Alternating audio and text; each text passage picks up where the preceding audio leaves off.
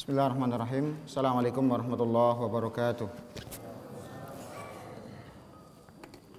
Innal hamdalillah nahmaduhu ta'ala wa nasta'inuhu wa nastaghfiruh wa natubu ilaih wa na'udzu billahi min syururi anfusina wa sayyiati a'malina.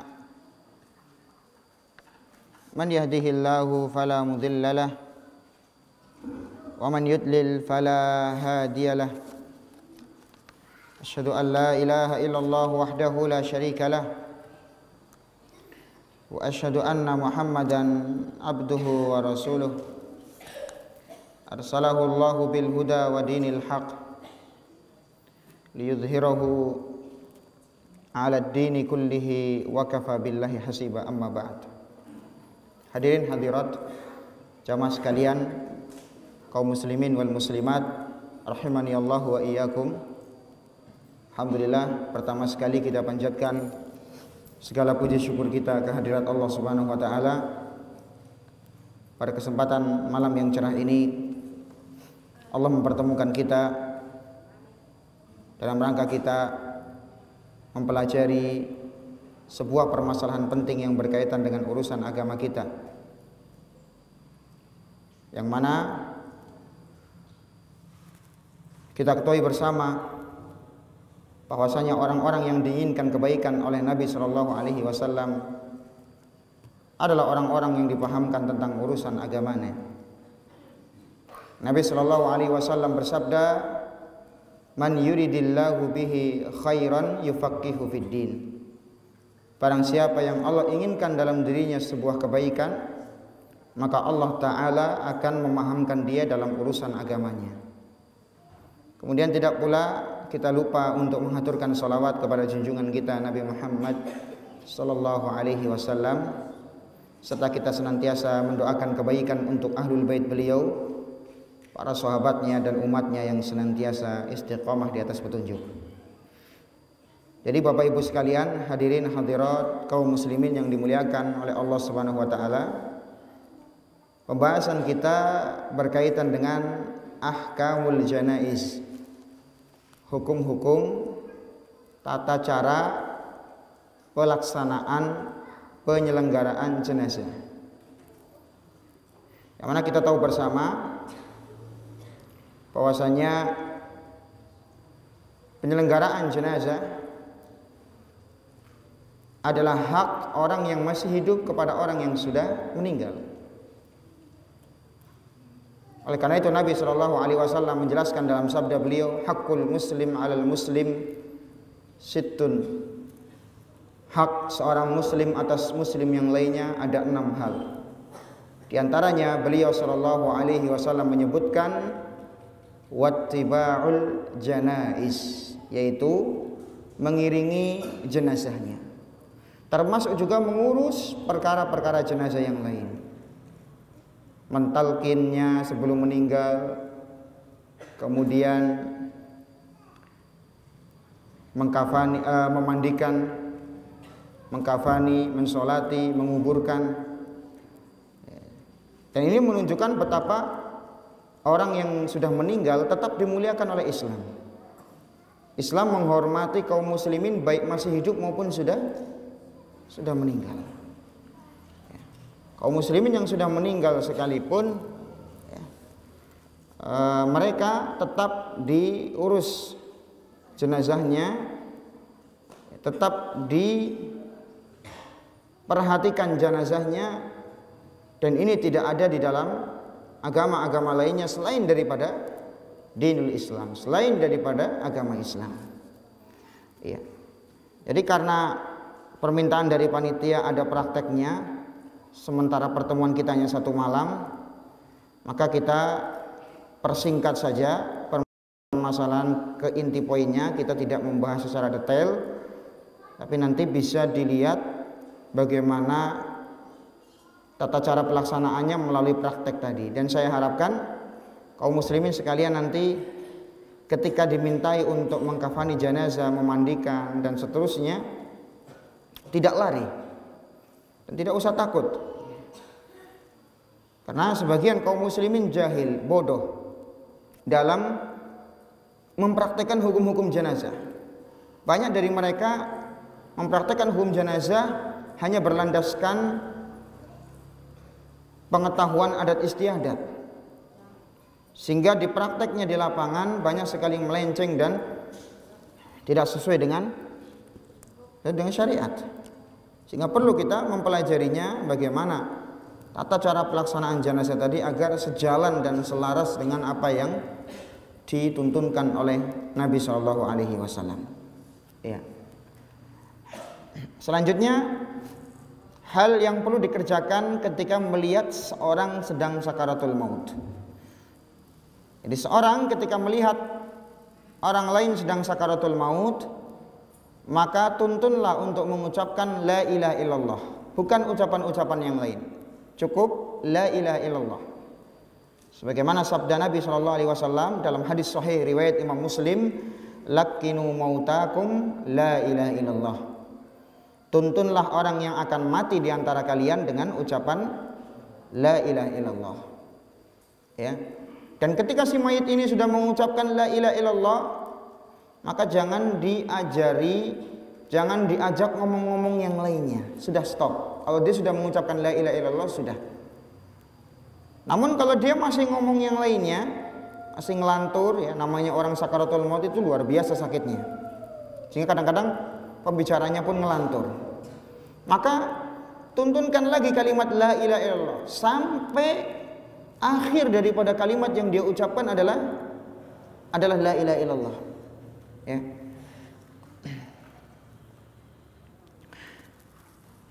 Kemudian ketika kita hadir di hadapan mayit yang sakaratul maut ini, janganlah kita mendoakan kecuali kebaikan. Doakan yang baik. Karena Nabi SAW bersabda, "Idza hadartumul mayyit faqulu khaira, fa innal malaikata yu'minuna ala ma taqulun." Apabila kalian mendatangi orang yang sakit atau orang yang mati, maka janganlah berkata kecuali yang baik, karena sesungguhnya malaikat akan mengamini apa yang kalian ucapkan. Jadi doakan si mayit tadi dengan kebaikan, atau orang yang sedang sakaratul maut ini dengan kebaikan. Jangan dicela, jangan didoakan kejelekan, ya. Iya, poin berikutnya hal-hal yang dikerjakan setelah seorang meninggal dunia. Di antaranya yang pertama adalah menutup kedua mata mayit yang sudah meninggal. Sebagaimana hal ini pernah dilakukan oleh Nabi Shallallahu Alaihi Wasallam ketika beliau menyaksikan kematian Abu Salamah. Maka beliau menutup kedua mata Abu Salamah. Kemudian beliau bersabda, "Innar ruha idza qubidha tabi'ahul basar." Sesungguhnya ruh apabila telah dicabut, maka akan diikuti oleh pandangan mata. Jadi matanya akan terbelalak. Dan ini sungguh pemandangan yang tidak enak kalau dilihat oleh orang, dan pemandangan yang menakutkan. Sehingga apa? Sehingga perlu untuk mata ini dipejamkan. Matanya dipejamkan. Kemudian setelah dipejamkan matanya, maka disunahkan untuk menutup seluruh tubuhnya. Menutup seluruh tubuhnya setelah terlebih dahulu pakaiannya dilepaskan. Kemudian poin berikutnya, bersegera untuk mengurus jenazahnya. Karena inilah sunnah Nabi SAW. Tidak diperlama. Apalagi menunggu keluarga yang datang dari pulau lain misalnya. Jangan terlalu lama. Karena apa? Kalau seandainya mayit ini baik, dia akan minta disegerakan supaya dia segera mendapatkan kebaikan. Ya. Kalau seandainya mayit ini jelek, maka tidak ada manfaatnya tinggal lama-lama di rumah. Sehingga apa? Anjuran Nabi SAW, asri'u bil janazah. Ya, persegeralah untuk mengurusi jenazah. Jangan diperlambat, jangan ditunda-tunda, tapi segera. Nah, selanjutnya diperbolehkan untuk menyampaikan kabar kepada orang di sekitarnya tentang kematian si mayit dalam rangka untuk ikut mengurus jenazahnya. Ini boleh memberikan pemberitaan kepada orang-orang di sekitar, tetangga-tetangganya, bahwasanya mayit ini meninggal. Namun perlu diperhatikan dalam memberitakan kematian mayit, tidak diperbolehkan disertai dengan menyebut pujian-pujian kepada si mayit. Karena ini dilarang oleh Nabi SAW dan ini merupakan kepercayaan dan kebiasaan yang dahulu dilakukan oleh masyarakat jahiliyah. Jadi cukup disampaikan bahwasanya si mayit meninggal dan dia diperlukan orang-orang sekitarnya untuk mengurus jenazahnya. Kemudian disegerakan untuk menunaikan wasiatnya. Mayit ini punya wasiat apa, segera ditunaikan. Kemudian juga hutang-hutangnya segera dilunasi. Sebelum dikuburkan segera dilunasi hutang tadi. Kenapa? Karena ini kebaikan bagi mayit. Nabi SAW pernah menjumpai sahabat meninggal dalam keadaan dia masih memiliki hutang. Maka Nabi SAW bersabda, nafsul mu'min mu'allaqatun bidainihi hatta yuqda anhu. Jiwa seorang mukmin itu terikat dengan hutangnya sampai dilunasi. Hadis riwayat Ahmad dan Tirmidzi. Jadi segera dilunasi hutangnya. Jangan nunggu-nunggu pemakaman selesai. Segera, kalau memang si mayit masih punya harta, lunasi dari hartanya si mayit. Dan tidak boleh bagi ahli waris untuk bagi-bagi warisan sebelum hutang si mayit dilunaskan. Lunasi. Jadi apa? Kalkulasikan berapa hutang-hutang si mayit kepada siapa saja, segera dilunasi dengan hartanya si mayit. Kalau seandainya si mayit tidak punya harta, bisa nanti dibantu oleh orang lain yang mau bersedekah atau dibantu oleh perangkat-perangkat atau aparatur-aparatur pemerintahan yang ada di kota itu. Dan ini juga kewajiban para aparatur, kewajiban para pelayan rakyat untuk apa? Mengurusi hutang-hutang rakyatnya yang masih punya hutang sebelum meninggal. Dan hutangnya ini karena hutang kebutuhan pokok, bukan karena gaya hidup hutangnya, bukan. Jelas ya? Iya. Kemudian diperbolehkan bagi yang hadir di situ untuk mencium wajah mayit.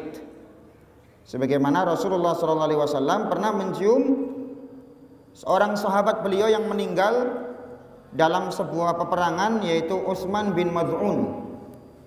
Maka Rasulullah SAW mencium Utsman bin Mad'un ketika dia telah meninggal. Demikian juga Abu Bakar As-Siddiq pernah mencium Rasulullah SAW ketika beliau meninggal dunia. Langsung kita masuk poin memandikan mayit. Hukum memandikan mayit, mengkafani, mensolati adalah bagian dari fardu kifayah. Dan fardu kifayah ini artinya adalah ketika sebagian orang telah mengerjakan, sebagian jumlah ini telah memadai dan mereka bisa mengerjakannya, maka gugur atas kewajiban yang lain. Ini fardu kifayah. Jadi tidak harus semuanya ikut memandikan, tidak harus semuanya ikut menguburkan, tidak. Nah, di sini Nabi SAW pernah bersabda kepada seorang yang sedang ihram dan dia menaiki kendaraannya. Kemudian setelah itu dia jatuh dari kendaraannya dan meninggal. Maka Nabi SAW bersabda, iksiluhu bima'in wasidrin. Mandikanlah orang ini dengan daun bidara, fakaffinuhu fi thawbain, dan kafanilah orang yang ihram ini dengan 2 helai kainnya tadi yang dipakai untuk ihram. Dan Rasul tidak ikut memandikan, menunjukkan hukumnya apa? Fardu kifayah. Kemudian orang yang berhak memandikan seorang mayit adalah orang yang diberi wasiat untuk mengerjakan hal ini. Karena mungkin dipandang oleh si mayit sebelum meninggal bahwa orang ini bisa mengurusi jenazah. Ya, maka siapa yang diserahi oleh si mayit misalnya sebelum meninggalnya, misalnya kalau nanti saya mau meninggal, yang memandikan jenazah saya si A, atau si B atau si C, karena mereka paham cara memandikan jenazah. Maka ini didahulukan yang diberi wasiat. Kalau tidak ada, berarti yang memandikan siapa? Keluarganya. Ya, keluarga yang ada hubungan asobah, bapaknya kalau masih hidup, kalau masih hidup lagi kakeknya, kalau sudah meninggal semua ya masih ada siapa? Saudara laki-lakinya misalnya, atau anak laki-lakinya. Dan perhatikan di sini tidak boleh jenazah laki-laki memandikan jenazah perempuan kecuali suami istri. Jadi nggak boleh seorang putri memandikan bapaknya, walaupun mahram tetap tidak diperbolehkan. Ya, iya. Karena Nabi SAW ketika Zainab meninggal putri beliau, yang memandikan bukan Rasulullah, yang memandikan siapa? Sahabiat yang lainnya, yaitu yang bernama Ummu Atiyah. Yang memandikan adalah seorang wanita. Jadi merupakan kekeliruan di masyarakat kita, yaitu yang memandikan jenazah laki-laki adalah perempuan, kecuali suami istri boleh, karena suami istri tidak ada aurat antara suami istri. Makanya Nabi SAW pernah bersabda kepada Aisyah, "Laumitti qabli faghassaltuki wa kafantuki." Ya. Kalau seandainya engkau mati sebelum aku wahai Aisyah, maka aku akan memandikan jenazahmu, ya, dan aku yang akan mengkafanimu langsung. Jelas ya? Iya. Dan tidak boleh pula seorang anak laki-laki memandikan ibunya, ini nggak boleh. Kecuali kalau yang memandikan adalah anak kecil. Anak kecil yang masih di bawah umur 7 tahun. Ya, jadi tidak ada aurat di antara mereka. Tidak ada aurat, sehingga tidak mengapa seorang laki-laki memandikan anak kecil, ya, perempuan, atau seorang perempuan memandikan anak kecil laki-laki yang masih kecil di bawah umur 7 tahunan. Kemudian diperhatikan lagi bahwasanya tidak boleh kita menguburkan jenazahnya orang kafir, jenazahnya orang Nasrani, orang Yahudi, atau yang beragama lainnya, tidak boleh. Apalagi mendoakan orang kafir, tidak boleh. Karena Nabi SAW dilarang mendoakan pamannya Abu Thalib ketika mati dalam keadaan kafir. Dan Nabi SAW juga dilarang mendoakan Abdullah bin Ubay bin Salul karena dia adalah pimpinannya orang-orang munafik. Ini menunjukkan bahwa seorang muslim tidak boleh mendoakan orang kafir, ya, dan tidak boleh mengurus jenazahnya orang kafir walaupun itu adalah keluarganya sendiri. Jelas ya? Selanjutnya, tata cara memandikan mayat. Jadi ada beberapa hal diantaranya persiapan. Apa yang perlu dipersiapkan? Ya, persiapkan bagi yang memandikan. Diantaranya sarung tangan, itu perlu dipersiapkan. Sarung tangan ya. Nah, kemudian kalau ada penutup hidung supaya tidak terganggu oleh bau si mayit. Kemudian boleh juga menyediakan kain seperti kain perca atau yang semisalnya untuk membersihkan tubuh mayit, ya, misalnya giginya atau lubang hidungnya. Atau bisa juga dipersiapkan seperti sepatu bot berlaras tinggi untuk mencegah kaki agar tidak terkena sisa-sisa daun bidara atau sabun atau kapur barus yang digunakan untuk memandikan mayit. Jelas ya? Iya. Selanjutnya perlengkapan. Perlengkapan yang diperlukan diantaranya daun bidara. Karena Nabi SAW menjelaskan tadi dalam sabda beliau, iksiluhu bima'in wasidrin. Ya, mandikanlah dengan menggunakan air dan daun bidara. Nah, daun bidaranya ini sudah ditumbuk dan dicampur dengan air. Seandainya daun bidaranya susah untuk didapatkan, bisa diganti alternatif lain yaitu sabun. Sabun ya. Ya, dicampur dengan air sabun. Kalau memang tidak nemu daun bidara. Nah, nanti dicampur dengan air, ya. Kemudian si mayit tadi, nanti cara memandikannya adalah dimulai dengan mewudukkan dulu, mewudukkan atau dibersihkan dulu, diurut dulu sebagian perutnya, siapa tahu masih ada kotoran keluar.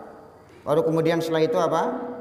Setelah itu kalau ada kotoran keluar bisa disemprot dengan selang atau disiram dengan air biasa, ya, supaya kotorannya apa? Hilang terlebih dahulu. Sampai kita rasa kotorannya sudah hilang. Nah, kemudian setelah itu pertama kali yang kita lakukan adalah mewudukkan si mayit. Diwudukkan seperti wuduknya orang sholat, ya, sama persis. Nah, kemudian setelah itu baru digunakan air yang sudah dicampur dengan daun bidara. Air yang sudah dicampur dengan apa? Dengan daun bidara. Kemudian dimulai pembasuhan dari arah mana? Dari arah kepalanya, ya. Dari arah kepalanya. Kemudian setelah itu pundaknya bagian depan sampai ke bawah serta tangannya sekaligus. Kemudian pundak bagian belakang sampai kaki bagian bawah dengan cara dibalik ke arah kiri. Selanjutnya beralih ke arah kiri, dibasuh dari pundak atas sampai pundak bawah, sampai kaki bawah. Kemudian dibalik ke arah kanan dan dibasuh bagian apa? Bagian pundak belakang sampai bagian bawah. Nah, itu terhitung berapa kali basuhan sudah? 1. Dan Rasul memerintahkan apa? Iksil naha salasan au khamsan au aktsara min dalika in ra'aitun nadzalik. Nabi SAW pernah memerintahkan kepada Ummu Atiyah ketika Ummu Atiyah sedang memandikan jenazah putri beliau Zainab. Apa perintahnya Rasulullah? Basuhlah 3 kali, 5 kali atau lebih kalau memang dibutuhkan. Artinya dalam jumlah ganjil, ya. Jadi basuhan yang tadi itu bisa diulangi lagi, ya, bisa diulangi lagi, jelas ya. Dan tentu pakaian harus sudah dilepas dulu sebelum memandikan, ya. Pakaian sudah apa? Sudah dilepas, dia hanya menggunakan kain penutup aurat, yang mana kalau laki-laki, ya, kain penutupnya dari pusar sampai kedua lutut, adapun perempuan dari dada sampai lututnya. Iya.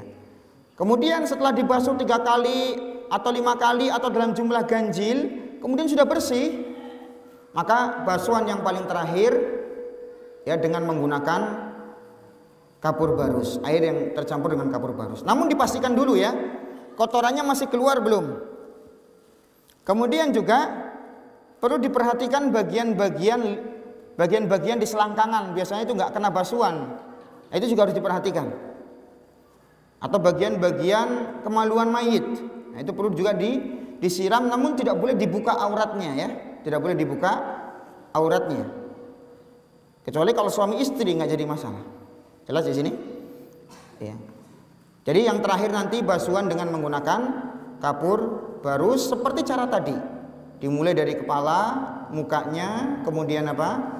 Pundaknya yang sebelah atas, kemudian tangan kanannya sampai ke kaki bawah, kemudian dibalik ke arah kiri, pundak bagian belakang, turun terus ke bawah sampai telapak kaki bagian bawah. Kemudian setelah itu beralih ke arah kiri, ya, dibasuh, ya, pundak bagian atas, ya, sampai ke kaki bagian bawah, kemudian dibalik ke arah kanan, bagian belakangnya dibasuh lagi sampai ke kaki bagian bawah, ya. Kemudian juga disiram bagian-bagian kemaluan atau sekitarnya yang memang itu sulit untuk disiram, ya. Baru setelah itu dilap dengan kain, ya, kain apa? Handuk atau yang semisalnya yang panjang dan tebal. Kemudian setelah dilap-lap, ya, setelah ditutup dengan kain handuk, penutup auratnya ditarik, ya, kemudian dilap dengan menggunakan handuk. Baru setelah itu persiapan berikutnya untuk mengkafani mayit. Kira-kira udah siap belum nih praktek? Kalau sudah siap, silahkan kita mulai praktek sekarang. Jadi tadi sudah dijelaskan bahwasanya ketika mayit meninggal maka mata dipecahkan, ya, kemudian setelah itu dipersiapkan kain untuk aurat. Kalau laki-laki antara kita sampai ujung, ya, kalau wanita nanti beda nanti sampai ujung. Mana kalau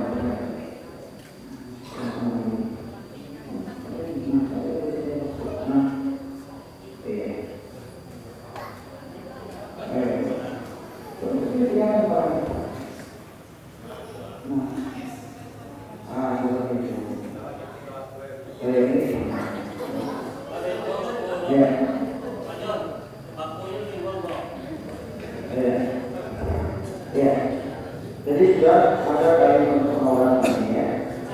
Iya. Apa yang dilakukan? Iya. Yang dilakukan adalah dibuka bajunya kalau memang masih bisa.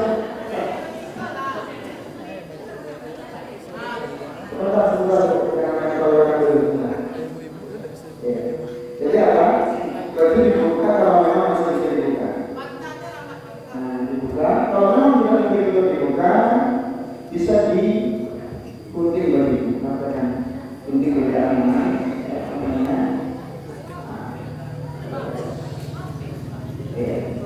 Terus kemudian kita balik. Balik. Ini mainnya yang berat. Ya, yang bagian sini ditaruh di bawah. Ya, baru kemudian, baru digunting yang sebelah kiri.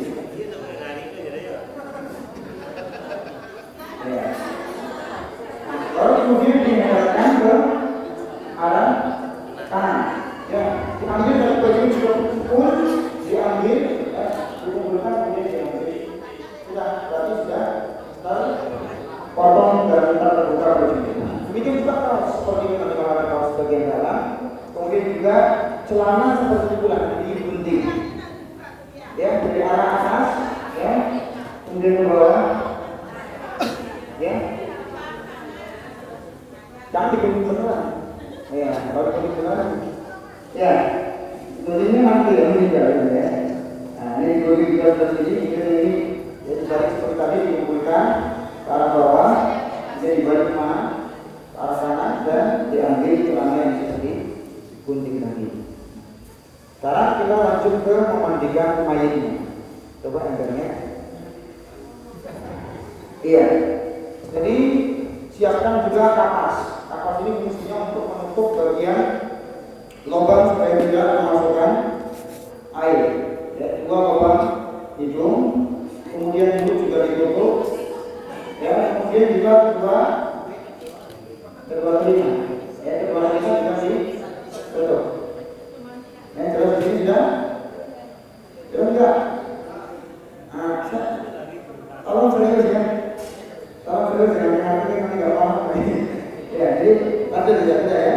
Nah, ya, sampai sini sudah. Ya, sudah.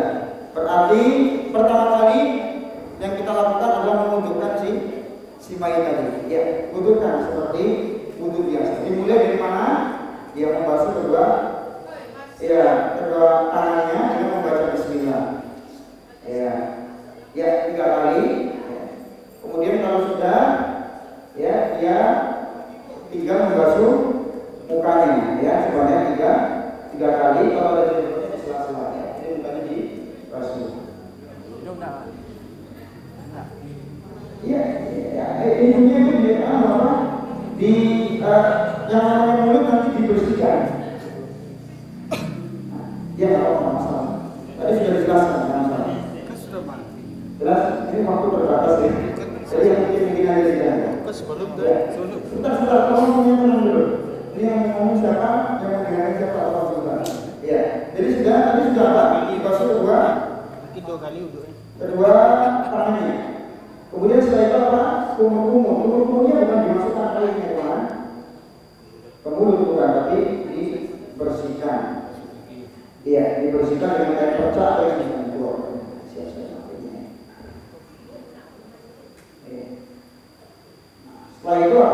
istinsyak memasukkan air ke hidung, tapi tidak mungkin kita masukkan ke hidung karena dia mandi. Sehingga apa dibersihkan kedua lubang hidung.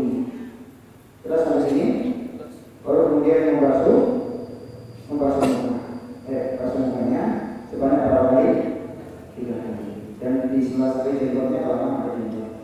Selanjutnya adalah membasuh tangan yang sebelah kanan sampai kedua siku 3 kali. Ya. Ya. Kemudian yang sebelah kiri seperti itu pula. Nah, setelah itu mengambil air untuk mengusap kepala. Ya. Seluruh kepala diusap. Dimulai dari bagian depan, belakang, maju lagi ke depan, kemudian kedua telinganya. Iya, seperti itu. Jadi jelas, kemudian dibasuh kaki yang kanan. Ya, sampai beserta kedua mata kaki, kemudian yang kiri, ya, beserta kedua mata kaki. Ya, kemudian kalau memang masih dipastikan kotoran itu masih keluar, maka dulu dan mesti urutnya harus pertama kali. Kalau pertama kali pun bagus, tapi setelah itu tidak apa dipastikan lagi ada yang kotoran keluar. Kalau ada sudah disupport lagi, nanti dibersihkan lagi menggunakan sikat panjang misalnya supaya kotorannya bisa bersih yang keluar dari bubur. Ya. Nah, sekarang kita mulai untuk memandikan dengan menggunakan daun bidara yang sudah tercampur dengan air atau sebagai gantinya adalah sabun, air sabun. Nah, silakan dimulai dari kepalanya terlebih dahulu. Ya. Lihat, ya. Basuh. Ya. Terus ke bagian sudah, ya, tangannya, ya, kemudian bagian atas, ini ya. Tapi jangan sampai terbuka alatnya. Terus sampai ya, baru kemudian di ada pegangnya nanti supaya nggak jatuh, ya. Nah,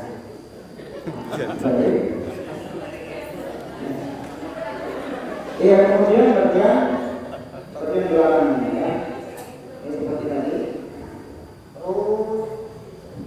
Terus bagian kaki yang paling bawah, ya. Terus kemudian beralih ke arah kiri. Seperti tadi, lalu kan seperti tadi persis gitu. Iya. Ya, sudah sampai di bawah kembali. Nah. Ya. Tadi kemudian bagian bawah. Selesai sudah. Kemudian apa? Kemudian terkadang perhatikan semuanya. Bagian-bagian kemaluan lagi atau yang semisal sekarang itu belum terkena selama masa yang semisal. Maka disilah dengan menggunakan air yang sudah dicampur dengan daun bidara atau air sabun. Ya, perbedaan. Ya, jadi sudah terhitung ini basuhan yang pertama kali. Nah, bisa diulangi lagi dengan menggunakan air yang sudah dicampur dengan sidra atau sabun sampai ya 3 kali, atau kalau masih kurang bersih sampai 5 kali sampai benar-benar bersih. Kalau sudah bersih dari seperti tadi, caranya bersih penggunaannya seperti tadi. Ya. Kemudian yang paling terakhir nanti adalah air dengan kapur garus. Coba mengambilnya.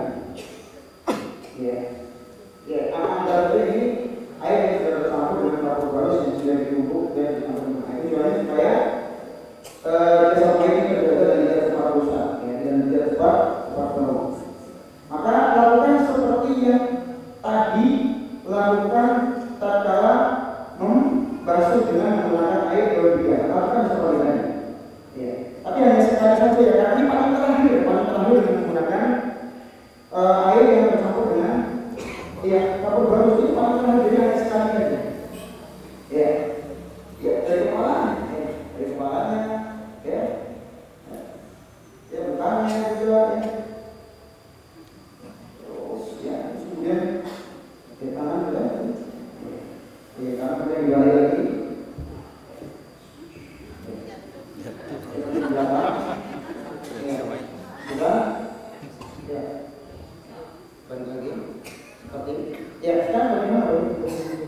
dari pundak. Nah, ya, kemudian dibalik ke arah kanan. Di bagian atas posisi aurat jangan sampai terbuka ya. Makanya dipersiapkan sarung tangan atau yang semisal. Sudah, kemudian perhatikan tadi seperti tadi, kadang-kadang bagian kemaluan si mayit ini tidak terkena basuhan kecil sedikit. Makanya Pak, ya sambil dibuka sambil diberi air yang sudah tercampur dengan kapur baru tadi. Ya. Jadi dari sini sudah kita selesai memandikan, kemudian ambilkan handuk besar. Iya.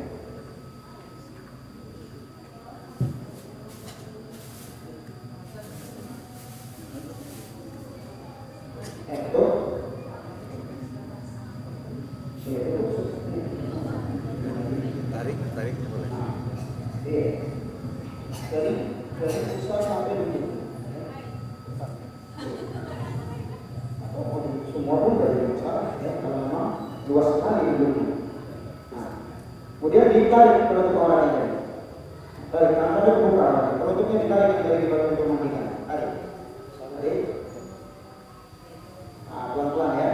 Kemudian setelah itu dilap seluruh badannya dari mulai atas sampai ke bawah. Ya. Kemudian kalau sudah dilap, kalau memang nanti rambutnya mau disisir, boleh disisir. Kemudian untuk mandi perempuan, maka rambutnya dikepang menjadi berapa? Dua. Menjadi tiga kepang atau 3 kali kepang. Jelas ini ya Pak. Sudah dimulai, maka sudah selesai kita membahas tentang memandikan mayit. Selanjutnya, insya Allah setelah selesai kita akan bahas tentang ya, jadi sudah kita bahas tentang tata cara pemandian mayit. Maka kita lanjut ke pembahasan berikutnya, yaitu tentang mengkafani mayit. Pembahasan tentang mengkafani mayit. Ya.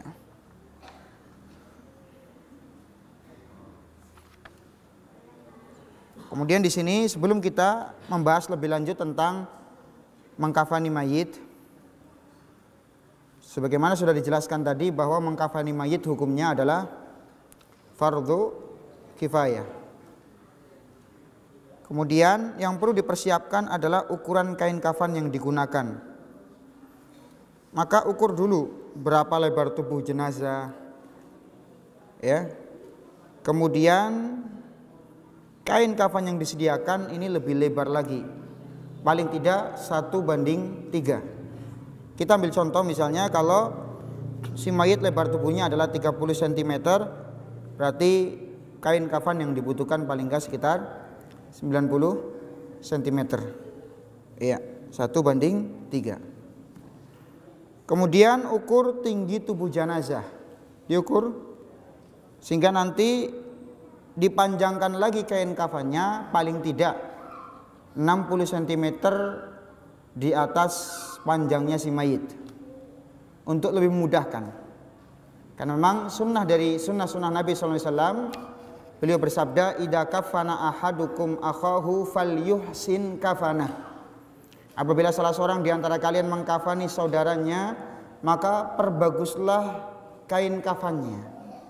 Di antara memperbagus kain kafan adalah kain kafan ini lebar, panjang, dan sempurna menutup si mayit. Tidak mesti harus harganya mahal, tidak. Iya. Jadi misalnya kalau tinggi tubuh si mayit misalnya sekitar 180 cm, maka tambahkan menjadi 60 cm, tambahkan lagi. Kalau misalnya tinggi badannya si mayit 150 cm, ditambahkan lagi sekitar 50 cm. Kalau misalnya tingginya sekitar 120 cm, maka ditambah sekitar 40 cm. Dan seterusnya. Iya. Kemudian tambahan panjang kain kafan dimaksudkan agar mudah mengikat bagian atas kepalanya dan bagian bawah kakinya. Jadi diikat nanti bagian atas kepala dan juga bagian bawah kakinya. Selanjutnya, cara mempersiapkan tali pengikat kain kafan. Ya. Panjang tali pengikat disesuaikan dengan lebar tubuh dan ukuran kain kafannya. Misal kalau lebarnya 60 cm, maka dipanjangkan lagi sekitar 180 cm. Kemudian tali yang dipersiapkan sekitar 7 pengikat atau jumlahnya ganjil. Sekitar 7 pengikat atau jumlahnya ganjil. Kemudian dipintal dan diletakkan dengan jarak yang sama di atas usungan jenazah. Lebih bagus lagi usungan jenazahnya sudah disiapkan, supaya kita tidak repot lagi ngangkat mayitnya lagi. Jadi usungannya sudah disiapkan, kemudian tali pengikatnya sudah dijarak, sudah disediakan di atasnya. Tapi kan di sini nggak ada usungan, ya anggap aja nanti meja itu usungan, gitu aja Bu ya. Ya Pak ya. Nah, nanti dijarak sekitar 7 tali pengikat ini sehingga nanti bisa mengikat kain kafan dengan baik. Iya. Jadi mudah kalau sudah disediakan di atas usungan, itu lebih mudah.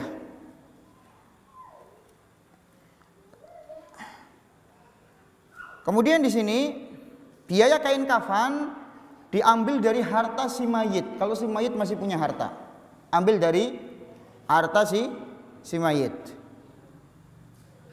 Sebagaimana Nabi SAW bersabda kepada orang yang ihram dan dia jatuh dari kendaraan ontanya kemudian mati, maka Nabi SAW bersabda, wa kaffinuhu fi saubain, kafanilah orang ini dengan kedua bajunya, menunjukkan mengkafani ini dengan harta si mayit. Kemudian jumlah kain kafan yang dibutuhkan adalah 3 kain kafan, 3 helai kain kafan putih. Ya kalau seandainya tidak ada putih, warna yang lain pun tidak masalah, tapi lebih utama yang warna putih. Dan kalau bisa bagian yang paling bawah itu kain yang bergaris-garis, ada corak-corak garisnya, ya putih tapi ada corak garisnya. Jadi kalau nggak ada ya putih semuanya, nggak masalah. Iya. Nabi SAW beliau dikafani dengan berapa? Dengan 3 kain kafan, dengan 3 kain kafan yang berwarna putih dari kain suhuliyah, kain yang berasal dari Yaman. Kalau kita biasa menyebutnya ya kain mori, ya seperti itu. Kemudian kain kafan tadi dibubui minyak wangi atau apa saja yang itu berupa wewangian, ya supaya baunya wangi.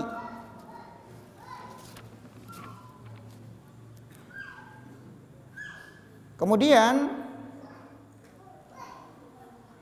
kain kafan wanita asalnya sama dengan kain kafan laki-laki, 3 helai kain, sama saja. Hanya saja sebagian ulama ada yang berpendapat ya 5 helai kain. Walaupun riwayat hadis tentang masalah ini diperselisihkan para ulama, sebagian mensahihkannya, sebagian enggak.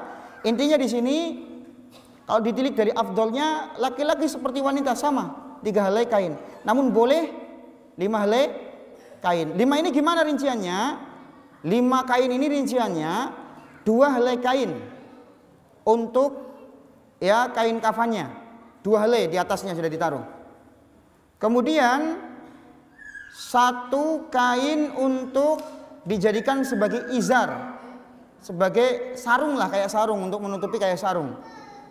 Kemudian 1 kain digunting bagian tengahnya, dibentuk kayak apa namanya itu, gamis atau istilahnya bukan kerudung nanti. Apa kalau orang bilang baju kurung? Nah, seperti itu. Seperti baju kurung. Kemudian kain yang kelima adalah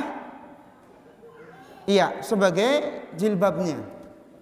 Jelas di sini 2 yang paling bawah sebagai kain kafannya, kemudian kain sarung, kemudian baju kurungnya ya digunting tengahnya, kemudian setelah itu disiapkan lubangnya dan buka, ya. Kemudian bagian atasnya yang kelima, kain yang kelima adalah kerudungnya. Jadi itu lima kain kafan ini begini perhitungannya ya. Jangan ditambahi kain lagi, kalau ditambahi lagi jumlahnya jadi 6. Jelas di sini? Iya.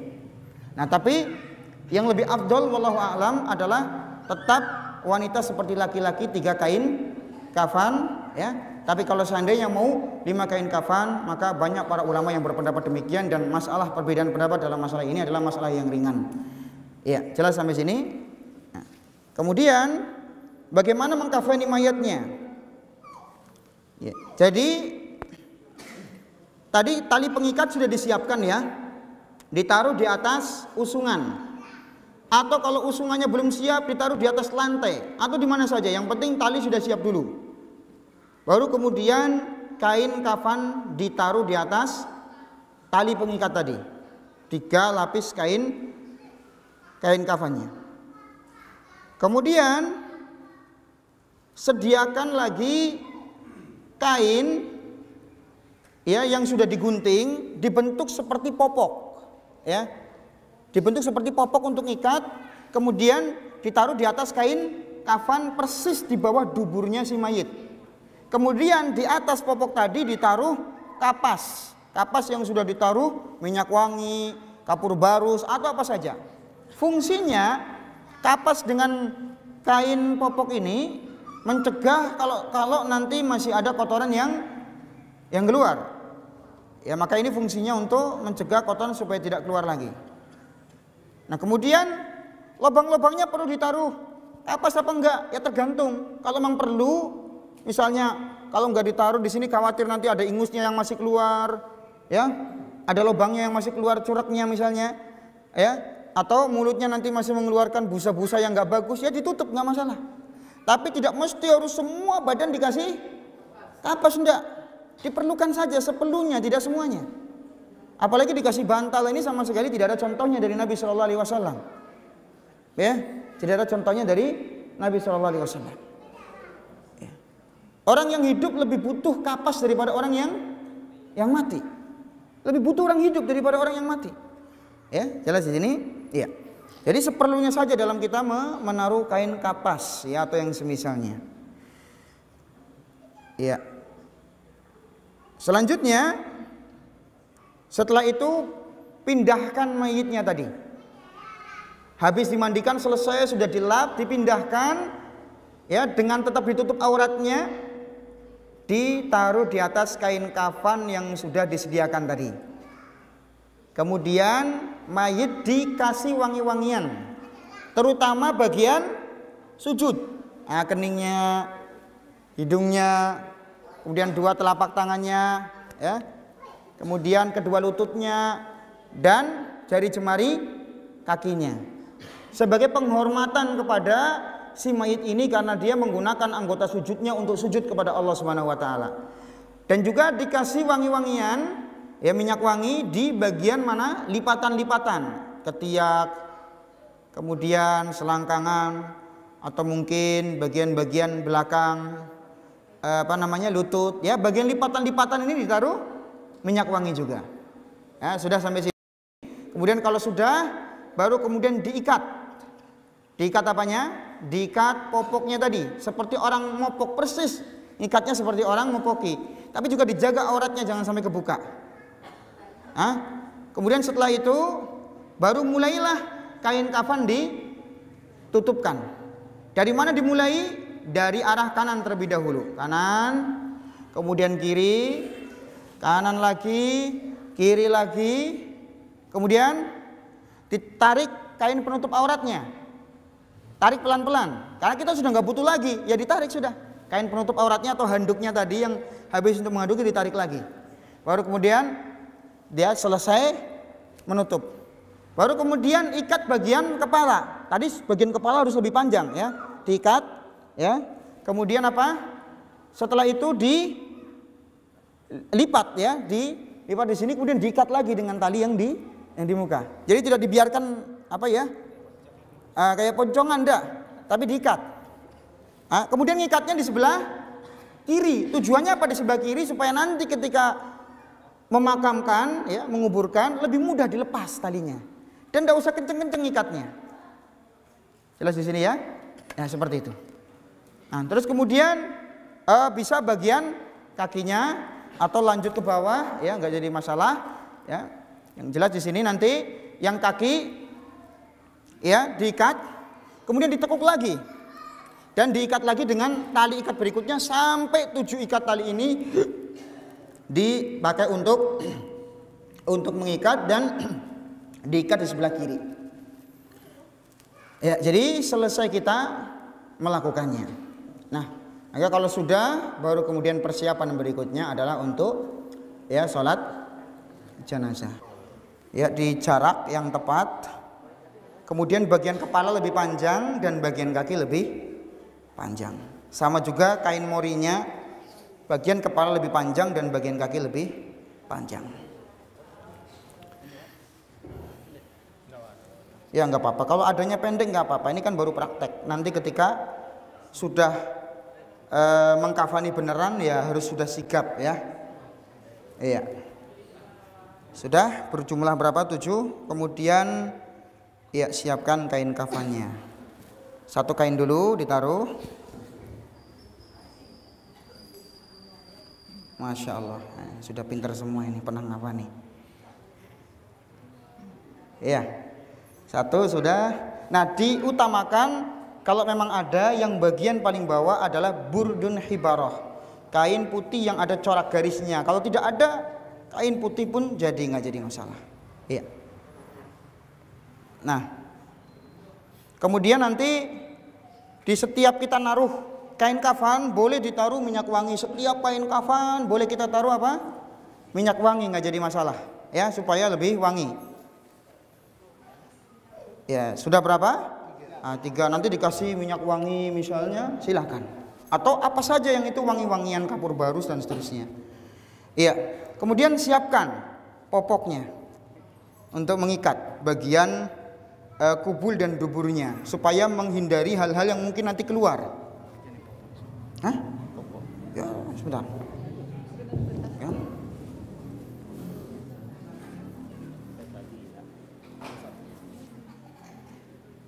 Ya, bentuk ya kita mudah aja seperti apa nanti, yang penting bisa dipakai untuk menutup. Pegang. Nah,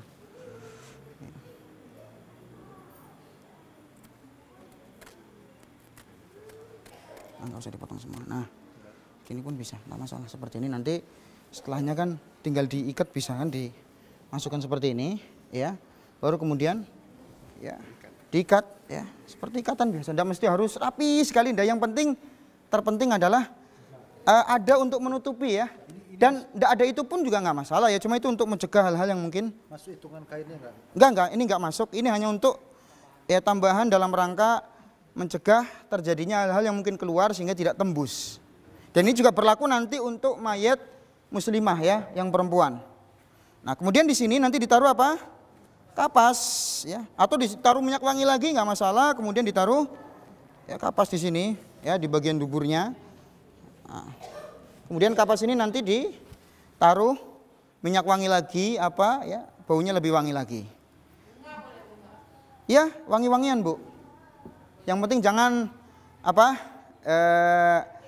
Jangan hal-hal yang wangi-wangian yang nanti sifatnya ya istilahnya mengganggu lah. Tidak bagus atau apa ya. Yang penting wangi-wangi ini netral aja, apa saja. Iya. Mana yang white-nya?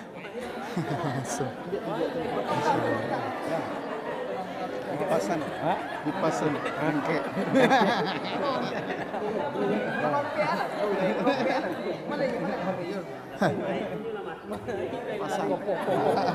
Sebentar ya, sebentar. Ini meskipun berperan sebagai mayit, tapi ini jasanya besar ini ya.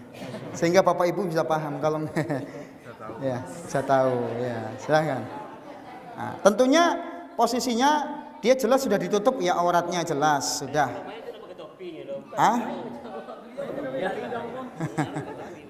Sudah? Ya, kemudian tolong pegangkan. Ya. Kemudian nanti tetap tertutup auratnya ya, nanti popok tadi diikatkan. Ya, diikat bagaimana caranya supaya terikat. Ya. Ya. Ya. Nah, tapi jangan dibuka auratnya, jangan. Ada yang pegang misalnya ya. Nah, nanti saya ikat, ya. Jelas? Jangan dilihat aurat, nggak boleh ngeliat aurat mayit ya. Walaupun sama-sama cowok nggak boleh. Nah, ini diikat ya. Kemudian kalau sudah ikatannya sudah bagus, rapi dan seterusnya, baru kemudian apa? Ya, nanti si mayit bisa juga ditaruh apa? Wangi-wangian. Tadi di bagian mana aja? Utamakan bagian anggota sujudnya. Nah, ini. Kemudian apa? Sini, ya. Kemudian juga ya, dua telapak tangannya ini ya. Coba sebentar. Nah, ini. Ya. Ini juga ditaruh wangi-wangian. Kemudian bagian mana? Lututnya ya. Ya, kemudian bagian anggota sujudnya yang jari jemari kaki. Kemudian bagian-bagian lipatan mayit, ketiaknya ya, taruh minyak wangi ya. Kemudian bagian sini misalnya atau bagian-bagian sini ya ditaruh. Nah, seperti itu. Jelas? Nah, kalau sudah nanti tinggal disiapkan untuk dikafani. Mulai dari arah kanan si mayit. Mulai dari arah kanan si mayit. Silakan. Ya, arah kanan.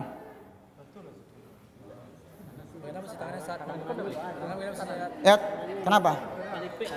Tangannya tidak mesti harus dilipat. Yang lebih utama tidak dilipat, tapi kalau mau seperti ini nggak masalah. Yang lebih utama lurus, bukan disedekapkan ya. Karena tidak ada satu riwayat hadis pun bahwasanya Rasulullah SAW menyedekapkan. Karena mayat sudah mati bukan dalam posisi sholat, lain lagi. Tapi seandainya mau disedekapkan, ya, karena masyarakat belum pada paham sehingga perlu disedekapkan, ini nggak jadi soal masalah. Cuma kalau ditanya mana lebih utama, nggak perlu disedekapkan, lurus seperti ini. Jelas semuanya? Iya. Iya. Baru sekarang mulai kita kafani dari arah sebelah kanan dulu. Ya. Nah.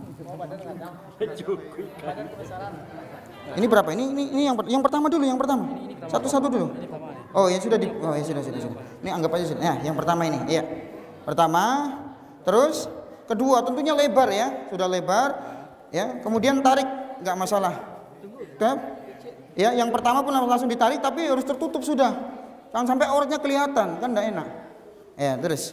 Kemudian bagian kanan lagi. Bagus. Bagian kiri. Iya. Kemudian mana? Kanan. Kemudian kiri.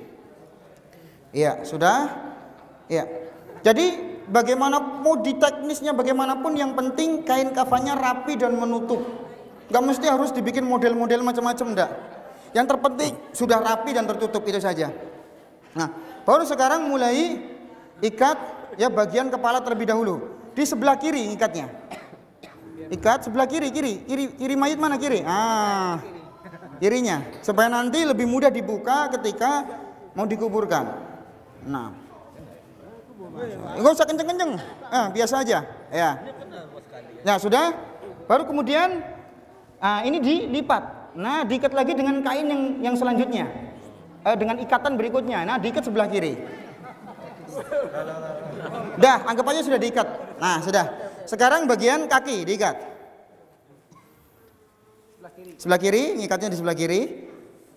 Iya, sudah. Kemudian apa? Ditekuk, kemudian diikat lagi dengan tali berikutnya. Begitu. Sebelah kiri. Sebelah kiri.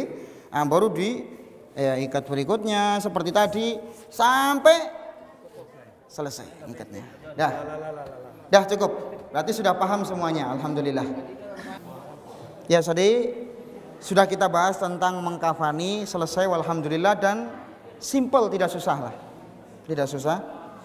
Tinggal berikutnya kita membahas tentang sholat jenazah. Iya. Berikutnya pelaksanaan sholat jenazah.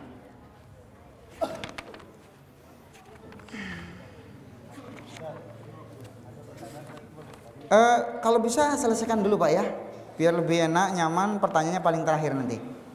Iya. Kita selesaikan materi dulu aja. Kita lanjut ke permasalahan sholat jenazah. Iya. Sholat jenazah hukumnya adalah fardu kifayah. Karena Nabi SAW pernah tidak mensolati mayit gara-gara dia mati bunuh diri. Menunjukkan ketika Nabi pernah tidak menyolati mayit karena dia bunuh diri, berarti sholat jenazah adalah fardu kifayah. Kalau sudah dikerjakan oleh sebagian yang sudah mencukupi dan memadai, maka gugur atas kewajiban yang lainnya. Namun kalau tidak ada sama sekali yang mensolati, maka semuanya berdosa. Baik, kemudian tata cara salat jenazah. Imam berdiri sejajar dengan kepala mayit lelaki, dan bila mayitnya wanita, imam berdiri di bagian tengahnya. Kemudian bentuk menjadi 3 saf, baik sedikit maupun banyak, usahakan 3 saf. Kecuali kalau perlu untuk lebih nggak masalah. Tapi yang afdol buat menjadi 3 saf. Sebagaimana Nabi SAW pernah bersabda dalam hadis riwayat Tirmidzi, "Man shalla alaihi salasatu sufufin faqad aujab."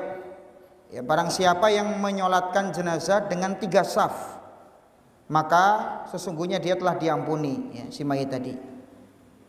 Kemudian setelah itu saf dirapatkan, ya, saf dirapatkan. Kemudian imam mulai bertakbir. Takbir pertama Allahu Akbar. Boleh dengan mengangkat tangan, boleh tidak. Walaupun yang lebih utama dengan mengangkat tangan. Iya. Jadi dengan takbir pertama Allahu Akbar, kemudian apa yang dibaca? Al-Fatihah yang dibaca. Tentunya setelah membaca ta'awudz dulu, baru kemudian Al-Fatihah. Tidak ada bacaan istiftahnya, tidak ada, ya. Tidak ada. Nah, selanjutnya takbir yang kedua Allahu Akbar, membaca sholawat kepada Nabi SAW sebagaimana dalam tasyahud baca. Setelah itu takbir yang ketiga Allahu Akbar, doa untuk mayit.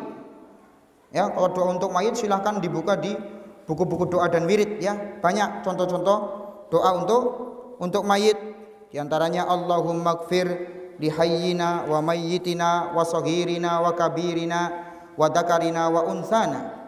Ya Allah, ampunilah orang yang hidup di antara kami dan orang yang mati, yang hadir dan tidak hadir, juga anak kecil dan orang dewasa, lelaki dan wanita. Kemudian juga bisa menambahkan doa Allahumma man ahyaitahu minna fa ahyihi 'alal iman wa man tawaffaitahu minna fatawaffahu 'alal islam. Allahumma la tahrimna ajrahu wa la tudhillana ba'dah.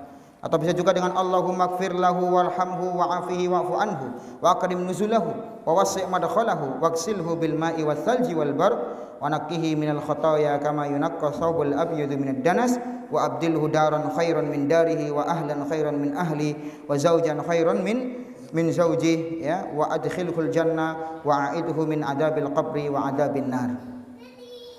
Kemudian juga bacaan-bacaan yang lainnya. Kalau jenazahnya anak kecil, bacaannya adalah Allahumma a'idhu min adabil qabri, pendek saja. Atau Allahumma ja'alhu lana faratan wa salafan wa ajra, ya. Ya Allah, jadikanlah kematian anak ini sebagai simpanan pahala dan amal baik serta pahala untuk kami.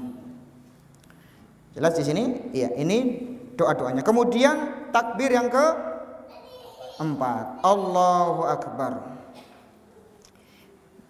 Boleh membaca bacaan lain sebagai tambahan, boleh juga diam sejenak.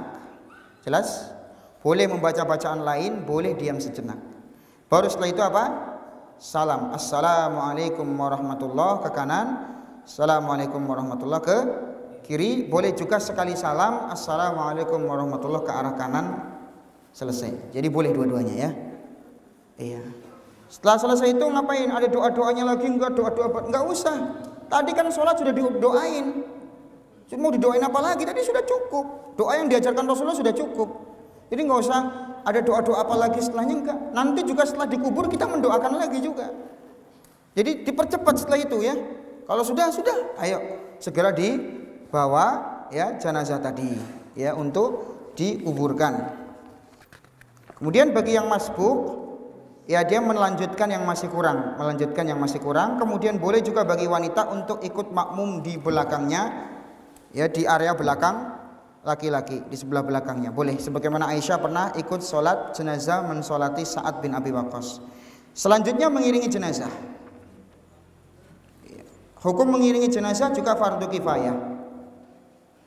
dan hak seorang muslim. Pahalanya sangat besar, disebutkan oleh Nabi sallallahu alaihi wasallam, man syahidal janazata hatta yusalla 'alaiha falahu qirat wa man syahida hatta tudfan falahu qiraton. Qila wa mal qiraton? Qala mislul jabalainil 'azimaini asgharuhuma mislu jabalil Uhud. Ya, hadis riwayat Muslim. Jadi barang siapa yang menyaksikan jenazah sampai disolatkan, maka dia memperoleh 1 qirat. Dan barang siapa yang menyaksikannya hingga dikuburkan, maka dia memperoleh 2 qirat. Maka kemudian beliau ditanya, apa itu 2 qirat? Maka beliau menjawab, seperti 2 gunung yang besar, dan gunung yang paling kecilnya adalah seperti gunung Uhud. Berarti pahalanya itu segede gunung, dan gunung yang paling kecil gunung Uhudnya. Nah, ini besar pahalanya. Jadi jangan disia-siakan untuk apa? Mengiringi jenazah. Akan tapi di sini pun diperhatikan bahwa dalam mengiringi jenazah disunahkan untuk disegerakan. Jangan berlambat-lambat. Karena di sebagian tempat, terutama di tempat kelahiran saya ya di Jawa Tengah, itu kadang masih ada sebagian kaum muslimin yang ketika mengiringi jenazah setiap langkah itu ada zikirnya. Jalan subhanallah, jalan lagi Allahu Akbar. Kapan nyampainya ini nanti? Ini sudah nggak sabar mayitnya itu untuk segera ditaruh kalau itu mayit baik. Jadi jangan berlambat-lambat. Jadi tidak ada dasarnya sama sekali setiap langkah kemudian apa? Ada zikir tertentu. Ini tidak ada sama sekali ajarannya dari Nabi Shallallahu Alaihi Wasallam. Iya. Bahkan Nabi SAW mengatakan asri'u bil janazah, bersegeralah kalian ketika membawa jenazah. Fa in taku salihatan fa khairun tuqaddimunaha wa in yaku siwa dzalik fa syarrun tad'unahu an riqabikum. Apabila jenazah tadi adalah orang soleh, maka kalian akan segera mendapatkan pada dirinya sebuah kebaikan. Ya, dengan dipercepat otomatis dia akan segera mendapatkan nikmat kubur. Adapun kalau orang yang diusung tadi bukan orang soleh, ya cuma berat-beratin apa? Berat-beratin badan kita aja. Jadi perintah Rasul disegerakan. Tapi bukan berarti nanti disegerakan bawa jenazah sambil lari, tidak. Ya, ini bukan area untuk maraton ya. Nah, jadi jangan dijadikan itu untuk cepet-cepetan, enggak. Ya, tapi bersegera tidak mesti harus lari. Kemudian yang mengusung, yang mengangkat jenazah, dia mengangkat dari seluruh sudut keranda, sifatnya tarbi, ya, 4 sudut keranda semuanya dipegang, ya. Kemudian di sini dalam mengangkat jenazah yang mengangkat adalah laki-laki, wanita tidak perlu mengangkat jenazah. Dan memang itu bukan pekerjaan wanita, itu pekerjaan laki-laki. Meskipun wanitanya jagger tetap nggak boleh, atau wanitanya strong woman juga tidak boleh. Tetap yang mengangkat apa? Laki-laki. Demikian juga wanita dimakruhkan dan hampir mendekati derajat haram. Dimakruhkan tapi mendekati derajat haram untuk ikut mengiringi jenazah. Jadi wanita nggak perlu ikut penguburan, nggak perlu. Karena di sini ada seorang sahabiat yang bernama Ummu Atiyah mengatakan, nuhina anittiba'il janaiz walam yu'zam alaina. Riwayat Bukhari, bahwa kami dilarang untuk mengiringi jenazah. Namun larangan tadi tidak terlalu ditekankan, cuma lebih utama. Kenapa? Wanita itu hatinya cenderung lemah dan cenderung mengikuti perasaan. Enggak, benar enggak, Bu? Lebunya diam semua nih, yang iya bapaknya. Dan kebanyakan yang namanya ibu-ibu, saya bicara apa adanya. Ya, itu kalau sudah di penguburan kadang nangis-nangis, ada yang apa teriak-teriak histeris, kadang pingsan di kuburan. Ini tidak benar, nggak boleh meratapi apa? Mayit. Jadi lebih utama perempuan tidak usah ikut mengiringi jenazah karena faktor-faktor tadi, terutama kelemahan jiwa yang dimiliki oleh seorang wanita. Apalagi yang mati anaknya, ya ketika sudah dikubur dia mungkin bisa tersungkur itu sampai cium apa? Kuburan anaknya. Maka untuk menghindari hal tadi, Rasul memakruhkan dan hampir sampai derajat haram, hampir walaupun tidak sampai, ya, karena maslahat-maslahat tadi. Ya. Selanjutnya diperbolehkan berjalan di belakang jenazah atau di depannya. Tapi yang lebih utama di belakang, lebih utama. Kenapa? Karena namanya ngikuti jenazah itu di mana? Di belakang. Tapi kalau mau di depan boleh, tapi yang lebih afdal di belakang. Iya. Adapun bagi yang berkendara maka dia di belakang. Bagi yang berkendara di mana? Di belakang. Ya, diutamakan di belakang mayit. Ya.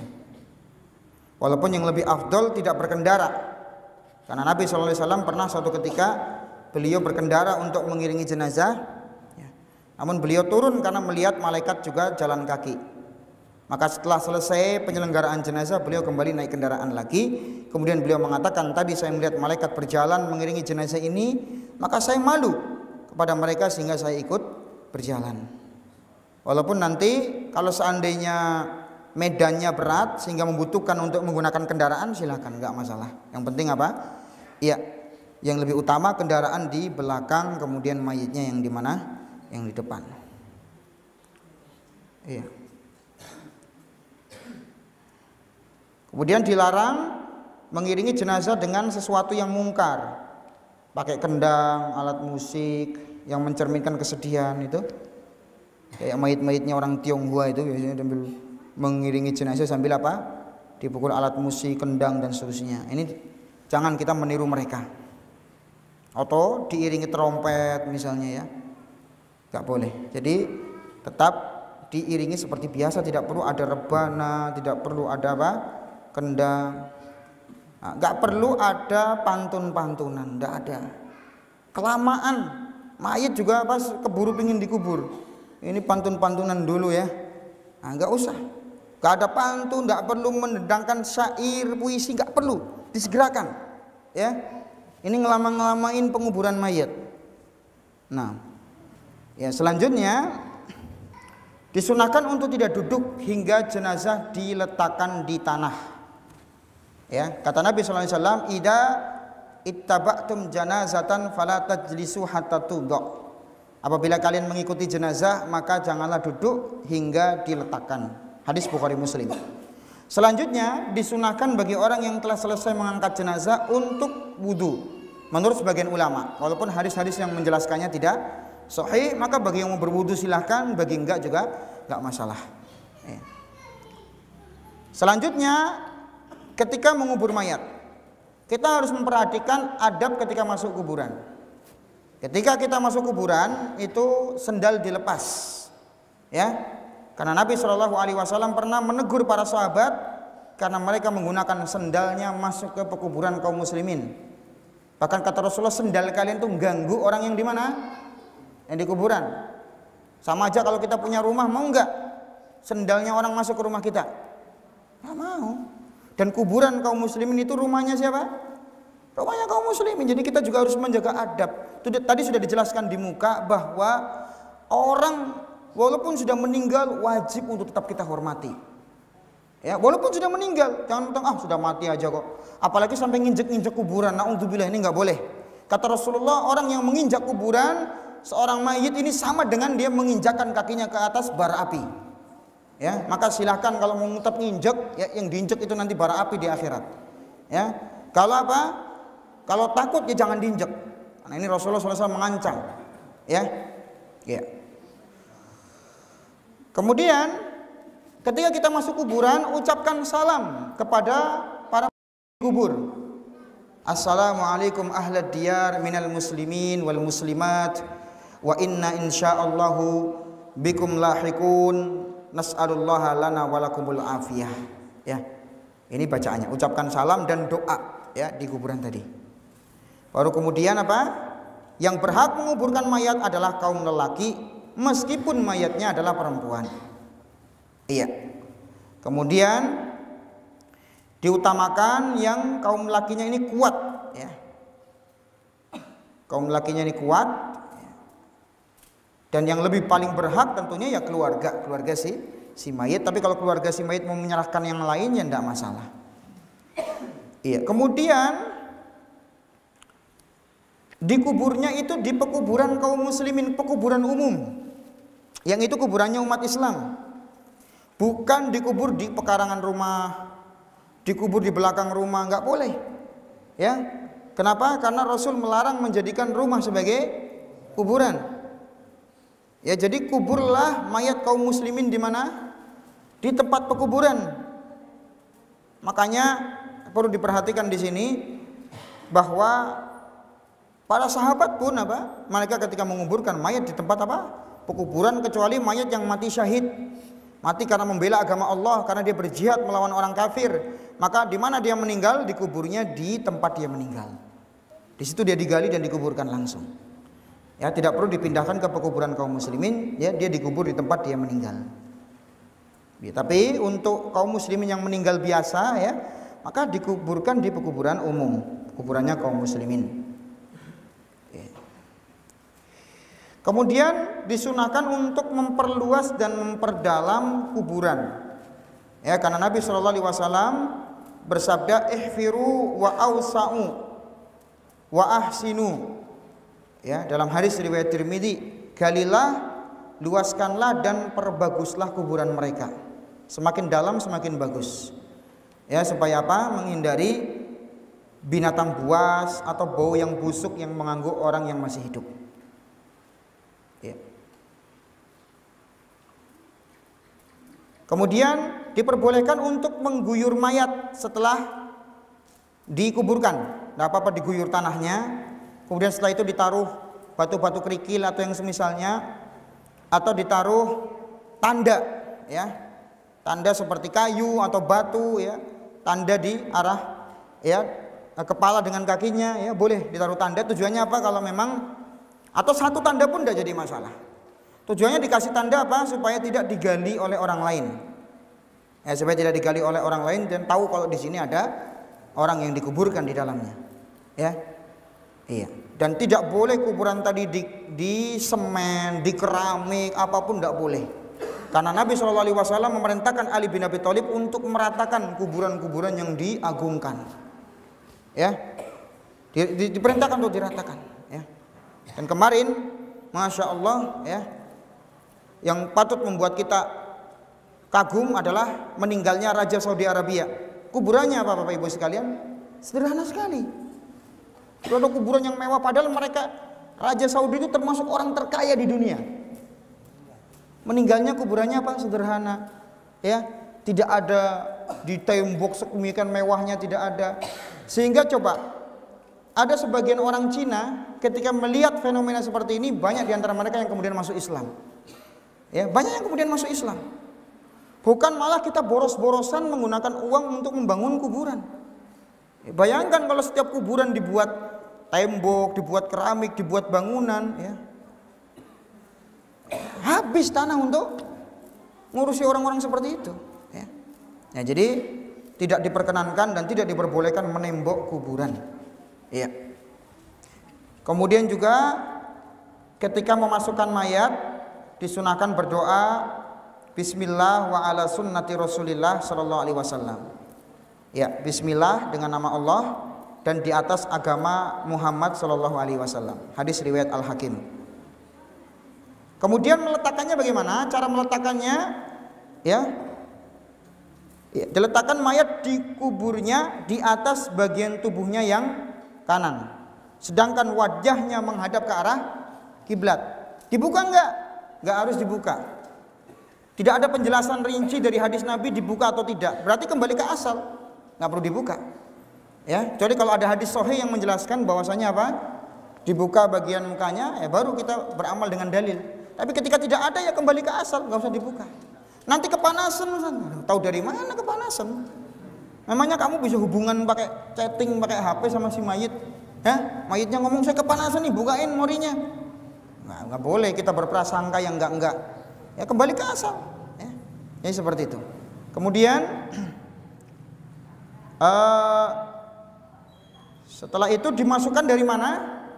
Yang dimasukkan pertama kali kepalanya terlebih dahulu dari arah kakinya. Dimasukkan kepalanya dulu dari arah kaki. Jelas? Paham ini? sudah biasa nguburin paham insyaallah. Iya. Kemudian disunahkan lagi mengubur mayit beberapa hal, diantaranya kuburan ditinggikan 1 jengkal. Kuburannya ditinggikan 1 jengkal, tidak rata tidak, tapi ditinggikan 1 jengkal, tujuannya agar orang tahu di situ ada orang yang dikuburkan dan supaya kuburannya enggak dihinakan. Kemudian boleh ditancapkan batu bata ya di situ atau yang lainnya, silakan. Nah, untuk masalah menutupi kuburan kan mayit itu kan dia dihadapkan ke kiblat dan ditutup. Nah, ditutupnya dengan apa? Boleh dengan kayu, ya, boleh dengan menggunakan batako ya, yang keras itu yang sudah disemen. Nah, itu lebih bagus lagi, lebih kuat. Kemudian bagian-bagian yang masih bolong ditutupi dengan tanah yang dibasahi, sehingga tidak ada bagian bolong sedikit pun, semuanya rapat bagian-bagiannya. Baru ya dikubur ya. Kemudian setelah itu ditinggikan 1 jengkal. Kemudian setelah itu boleh dikasih air misalnya atau yang lain-lainnya. Tapi tidak boleh ada mitos apapun ya. Kemudian ditarik air ini supaya nggak kehausan, supaya ini itu nggak ada, itu semuanya mitos dan tidak ada dasarnya dalam ajaran Islam. Nah, kemudian kalau disiram tidak masalah. Apalagi ada kepercayaan perlu ditaruh kendi di situ. Nah, ini banyak di Jawa seperti itu. Ditaruh kendi ya. Ditaruh payung kadang-kadang. Kemudian juga nggak perlu ditulis-tulis macam-macam. Nah, ini saya temui di Kalimantan Timur banyak seperti ini. Jadi kuburan ditulis macam-macam, meninggal tahun sekian, ditulis Allah Muhammad macam-macam, nggak perlu. Ya, justru ketika kita menulis nama Allah, apa? Kena debu, kena air hujan, itu menghinakan nama Allah namanya kita. Jadi nggak usah ditulis macam-macam. Sudah seperti itu saja, laksanakan seperti yang disunahkan oleh Nabi Sallallahu Alaihi Wasallam. Ya. Dan tidak ada dalilnya kita mentalkin orang yang mati di kuburan. Karena saya pernah menghadiri penguburan mayit, ya. Orang yang ada di situ mengatakan apa? Wahai mayit, namanya si ini si itu, ketahuilah bahwasanya kamu tidak usah takut kalau nanti ada 2 orang yang datang kepadamu, satu bertanya man rabbuk wa man nabiyyuk wa ma dinuk, enggak usah takut, itu adalah mungkar dan nakir. Jawablah Rabbi Allah wa Muhammad nabiyyi wa islamu dini. Ini enggak ada dalilnya. Ini namanya orang ini sok pinter. Ya, belum tentu dia nanti kalau mati ditanya bisa jawab, belum tentu. Bisa jadi mayitnya lebih pinter karena lebih soleh amalannya, bisa jadi. Jadi enggak usah sok pinter ngajari mayit, enggak usah. Kalau memang mayit bisa jawab, pasti dia akan bisa menjawab. Jelas? Ya. Kemudian apa? Dan tidak ada dalilnya ya, orang ketika hadir di penguburan kemudian dia mengatakan, hadirin sekalian, ya, bahwasanya apa? Rasul sallallahu alaihi wasallam bersabda ketika ada mayit dipersaksikan oleh orang bahwasanya dia orang baik, berarti dia masuk surga. Maka saya tanya hadirin yang hadir di sini, si mayit ini baik apa tidak? Ya pasti semua mengatakan baik. Sampai orang di pojok sana juga bilang baik. Teriak semuanya. Gak mungkin bilang tidak, digebuki orang nanti. Jadi ini gak ada dalilnya sama sekali. Jelas ya? Karena Rasulullah ketika memuji para sahabat yang memuji mayit yang meninggal, itu Rasul gak meminta, tapi ada sahabat yang memuji, dan pujiannya dibenarkan oleh Rasulullah. Karena siapa yang muji? Sahabat. Memangnya kita kayak sahabat? Yang hadir di kuburan itu juga macam-macam, ada yang orang soleh, ada yang preman, ada yang gini, nggak bisa persaksiannya jadi apa? Nggak bisa persaksiannya jadi sandaran, kan keimanannya nggak sama kayak sahabat. Kalau waktu itu Rasul ketika mengiyakan, karena yang ngomong siapa? Sahabat, keimanan mereka nggak diragukan. Tapi orang yang hadir di kuburan itu macam-macam orangnya, ya. Jadi tidak bisa dijadikan sebagai acuan dan tidak ada sama sekali dasarnya. Kemudian apa? Mengajak orang yang hadir di situ mengatakan bahwa mayat fulan ini bin ini, kemudian dikatakan baik. Iya.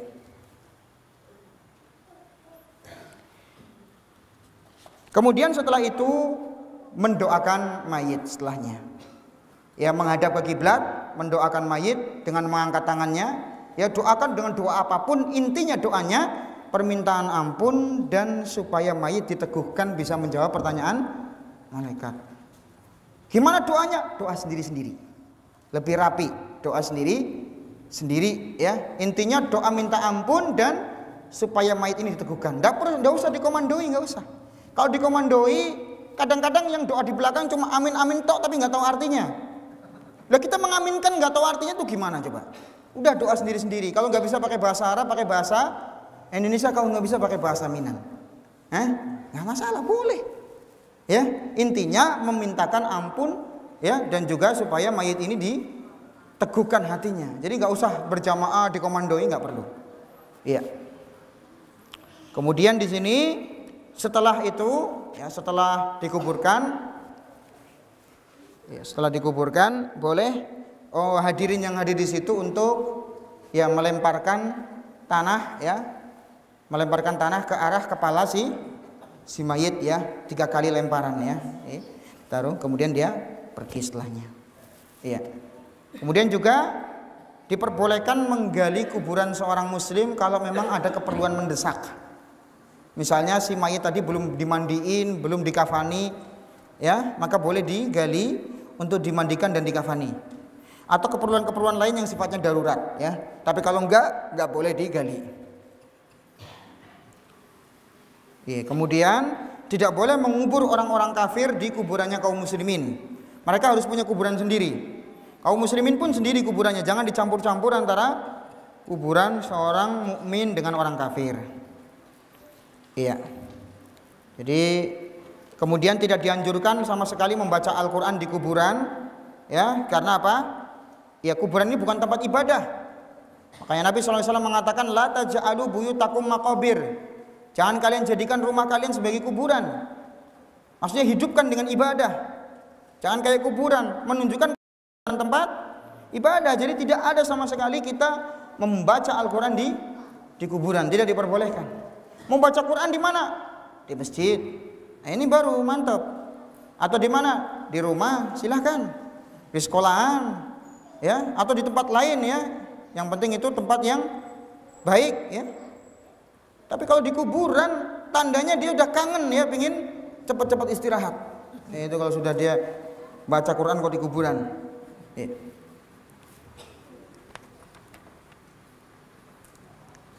Ya, Masya Allah, saya kira cukup sampai di sini, ya. Taksiyah atau apa nanti mungkin hal lain saya kira sudah cukup. Nanti mungkin bisa ditutup dengan tanya jawab yang masih kurang, yang masih apa. Saya mohon maaf kalau masih ada yang kurang karena waktu kita yang sangat terbatas. Jadi kita tidak bisa terlalu rinci membahas masalah janais ini. Mungkin sisanya kita gunakan untuk tanya jawab kalau memang ada pertanyaan. Dan mohon Pak, pertanyaannya sesuaikan dengan tema yang sudah kita bahas, ya.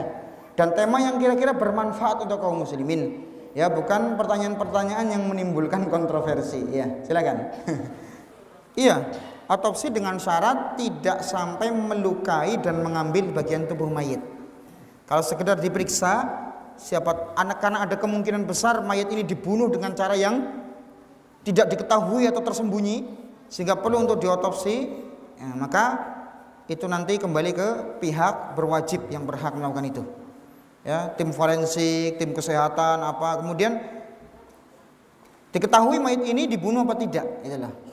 Ya, kalau memang seperti itu ada kepentingan yang darurat maka silahkan, tapi tentunya dengan syarat tidak boleh diambil tubuhnya si mayit, tidak boleh diambil matanya untuk dijual, nggak boleh. Meskipun sudah meninggal, tidak boleh kita mengambil satu pun dari bagian tubuh si mayit kecuali yang mungkin bisa diambil. Misalnya ada gigi palsunya, mau diambil silahkan. Ada cincinnya mau diambil silahkan. Jelas di sini Pak, ya? Iya.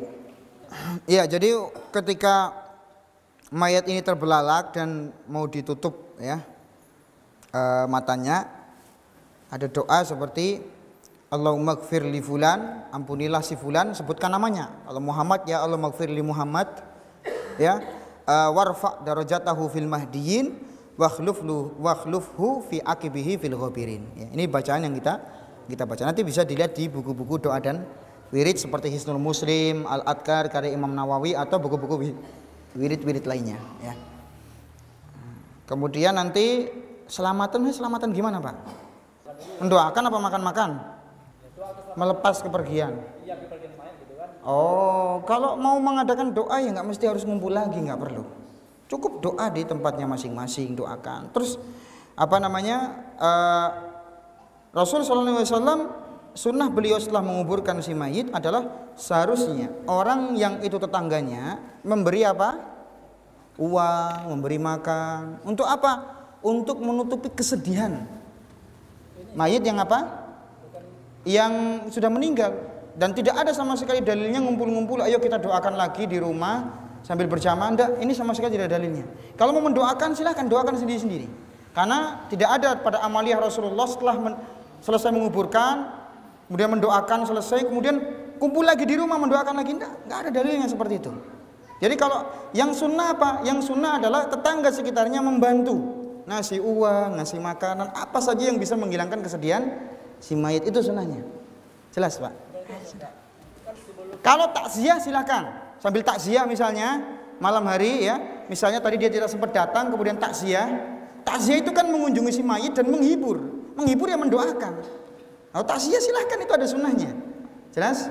Iya. Tapi dengan syarat tidak perlu mengadakan acara-acara tertentu sekian hari sampai 100 hari. Nggak ada. Itu sama sekali tidak ada contohnya dari Nabi sallallahu alaihi wasallam. Tapi kalau takziah ada. Iya. Tujuan takziah untuk menghibur si mayit yang keluarga si mayit yang memang lagi sedih supaya terhibur. Ya, Pak, silakan. Boleh dua-duanya, Pak, asalkan tempatnya mencukupi. Boleh di masjid, boleh di halaman masjid, boleh di dalam rumah, asalkan tempatnya cukup. Walaupun yang lebih utama di luar, di halaman masjid, karena lebih luas tempatnya. Tapi kalau ya kita lihat misalnya masyarakat belum terbiasa melaksanakan yang seperti ini, di masjid pun boleh. Karena apa? Aisyah juga pernah mensolati jenazah Sa'ad bin Abi Waqqas di mana? Di masjid. Jadi semua tempat tadi boleh. Boleh semuanya, asalkan cukup untuk apa? Ya, untuk mensolati, untuk jamaah-jamaah yang mau sholat jenazah di situ. Ya.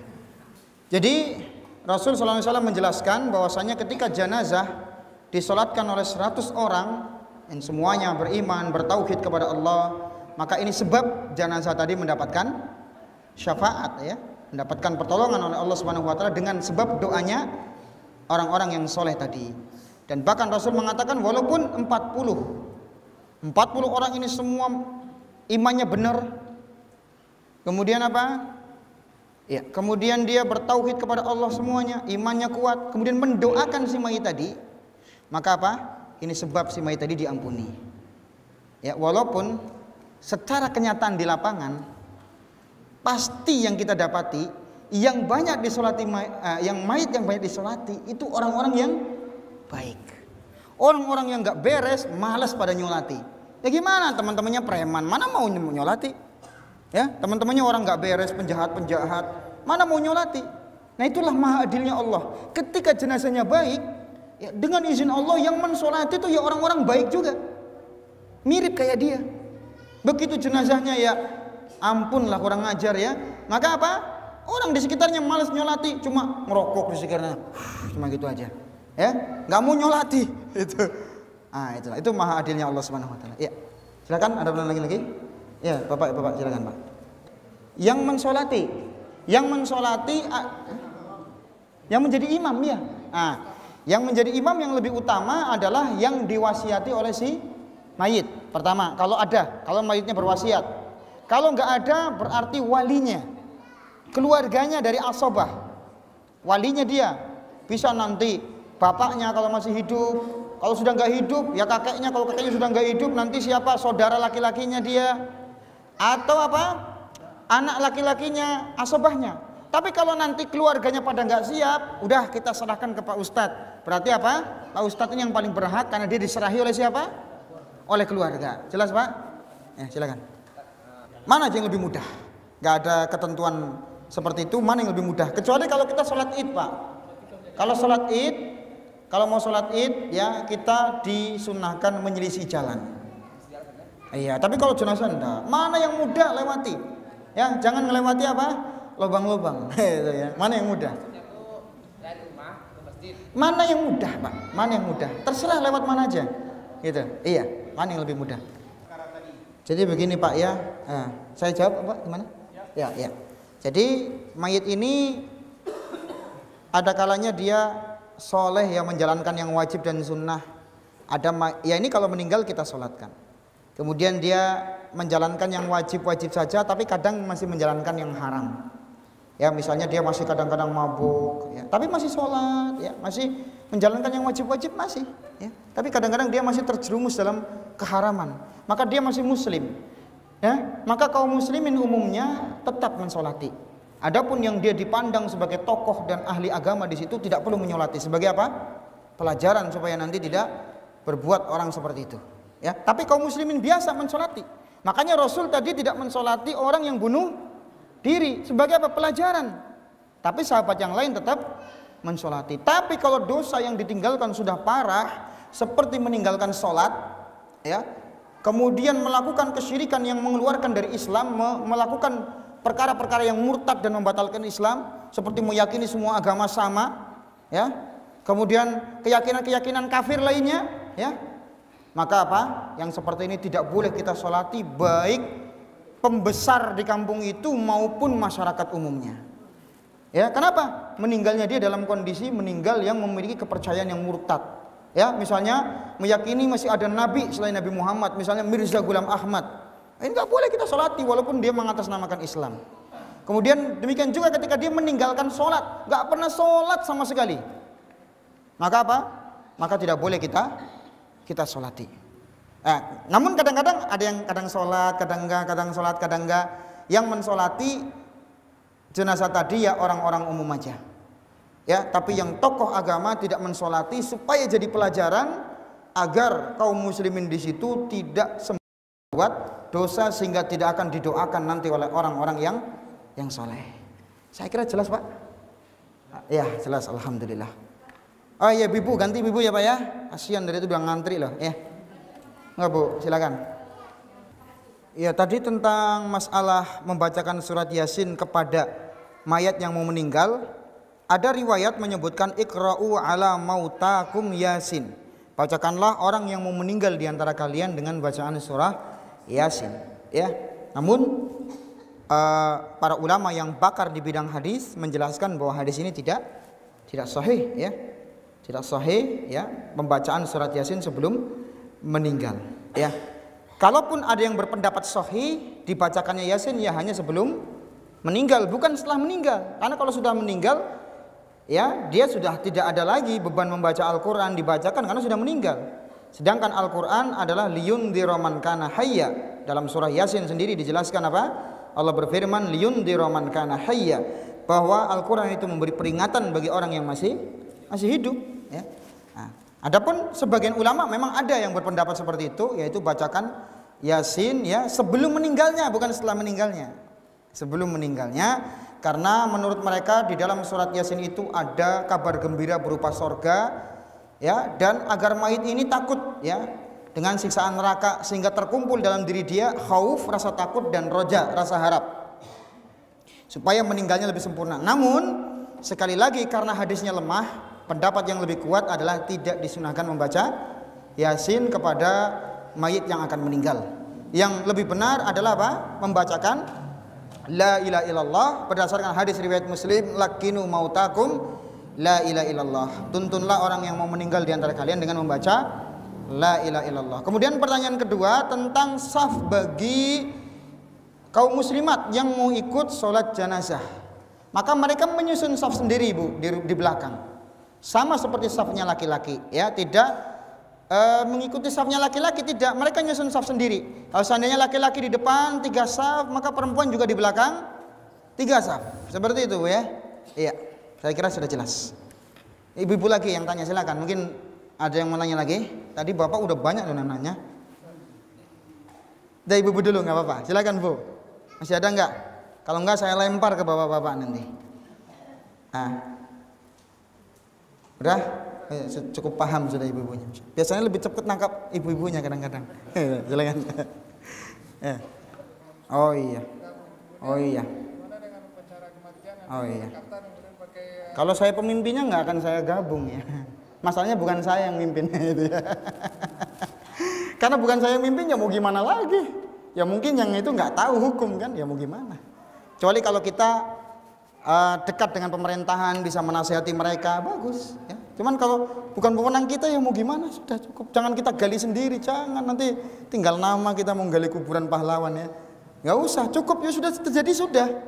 Jangan kita apa? Bikin seperti itu aja, yang sudah terjadi ya sudah. Jelas ya? Iya. Terus apa lagi tadi? Ya tidak ada dasarnya seperti tadi, ada meninggal, ada trompetnya sambil jalan. Itu adalah mengikuti ya gaya orang-orang kafir, tidak ada contohnya sama sekali. Ya. Kalau mau dibilang tidak ada contohnya nggak ada, itu kan meniru orang-orang kafir ya. Jadi kalau dibilang dicontohnya ya tidak ada. Namun selanjutnya apa masalah itu ya tentu nanti kembali ke wewenang siapa? Pimpinan yang paling di atas. Makanya nanti orang yang punya pengaruh di pemerintahan nasihati coba itu pimpinan-pimpinan di militer, nasihati ya bahwasanya apa? Ini bukan dari Islam. Nah, kalau menerima nasihatnya alhamdulillah, kalau enggak yang penting kita sudah memberikan nasihat. Ya kan seperti itu. Ya, silakan. Enggak. Itu tidak diperbolehkan, hanya pekuburan khusus, punya keluarga sendiri, enggak ada sama sekali ya dasar dan tuntunannya. Yang ada adalah kuburkan bersama kaum muslimin yang lainnya ya. Kecuali Rasul meninggal di mana? Di rumahnya Aisyah. Maka Nabi yang meninggal dikubur di mana?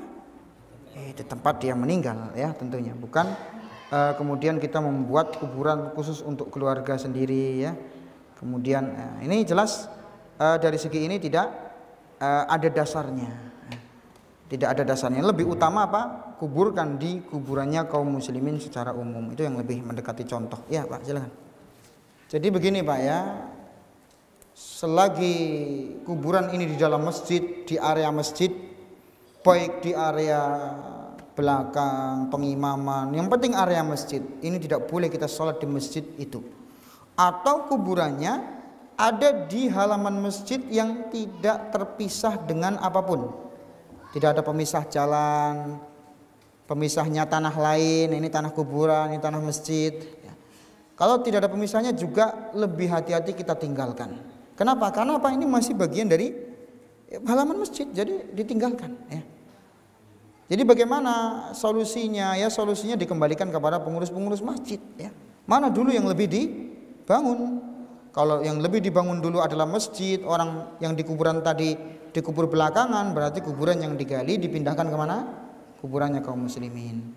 Tapi kalau misalnya mayat dibangun di mayatnya sudah dikubur dulu di tempat itu, kemudian baru dibangun masjidnya belakangan, maka masjidnya diruntuhkan dan dibangun di tempat lain yang tidak ada kuburannya. Jadi tergantung mana dulu yang lebih dulu, masjid atau kuburannya. Ya. Tapi kalau ada pembatasnya, jalan, ya, atau tanahnya sudah bukan ini milik masjid, ini milik kuburan, ada kawatnya atau apa, yang penting sudah berpisah. Ini baru nggak masalah. Jelas? Ya, tapi kalau masih satu, ya, jangan sholat di masjid itu lebih baik, karena Nabi SAW menyatakan apa? La tusallu ilal kubur, jangan kalian sholat di kuburan atau sholat di pengkuburan atau di atas kuburan atau menghadap kuburan ya, seperti menjadikan kuburan sebagai masjid ya. Rasulullah SAW melaknat orang-orang yang menjadikan masjid sebagai kuburan ya, atau kuburan-kuburan sebagai masjid ya. Enggak ada jaraknya, yang penting ada pemisah jelas, jalan setapak, kawat ya. Kalau sudah enggak ada ya, kalau sudah enggak ada orangnya, mayitnya sudah tidak ada bekas-bekas tengkoraknya, sudah jadi tanah semuanya ya, baru boleh mengubur. Jelas? Tapi kalau masih ada digali, ada sisa-sisa tulang-tulangnya, ya jangan dikubur lagi, cari tempat lain dulu ya, sampai benar-benar sudah hilang tengkoraknya, hilang bekas apa. Ya tahu enggak? Tahu. Ya kalau tahu ya jangan pindah ke tempat lain. Hah? Lo kok tahu dari mana kok sudah dikubur, kok baru tahu belakangnya ada mayat? Enggak, itu lucu kalau taunya. Biasanya kalau udah digali itu udah tahu pas galinya sebelum dikubur, kok ini baru sudah dikubur kok baru tahu. Ini lucu ya. Ya kalaupun seperti itu ya tetap apa? Ya jangan di tempat, pindah di tempat lain. Gali lagi tempat lain ya. Oh iya. Boleh dua-duanya Pak, nggak masalah. Iya. Dan insya Allah mayitnya nggak akan marah Pak. Dua-duanya boleh. Ya silakan kedua. Iya. Iya. Ya kalau memang jaraknya tidak terlalu jauh dan datangnya pun masih bisa diperkirakan cepat, hanya sekedar ya misalnya mungkin setengah jam, ya paling lama sejam, ya masih bisa ditoleransi asalkan mayatnya belum berubah baunya Pak, nggak masalah, ditunggu dulu. Tapi kalau sampai nunggunya berjam-jam, sampai suatu malam nunggu keluarga di Sulawesi ke sini misalnya, ini nggak benar. Jelas Pak ya? Iya, jadi deket. Ya Bu, silakan. Ibunya minta Pak, gimana? Oh enggak, ya silakan. Ya silakan. Iya. Menguburkan, mendudukkan ketika apa Pak, Bu? Memandikan. Mewudukan. Enggak Bu, jadi mewudukan posisinya tidak didudukkan. Mewudukannya pertama apa terakhir gitu maksudnya? Pertama Bu, pertama. Tidak 2 kali, sekali aja. Karena Nabi SAW mengatakan ibda'na bimayaminiha wa mawadi'il wudu'i minha. Mulailah dari bagian kanan, yaitu pada posisi-posisi anggota-anggota wudu. Berarti ya, diwudukan dulu. Kalau sudah diwudukan, ya diurutkan seperti tadi.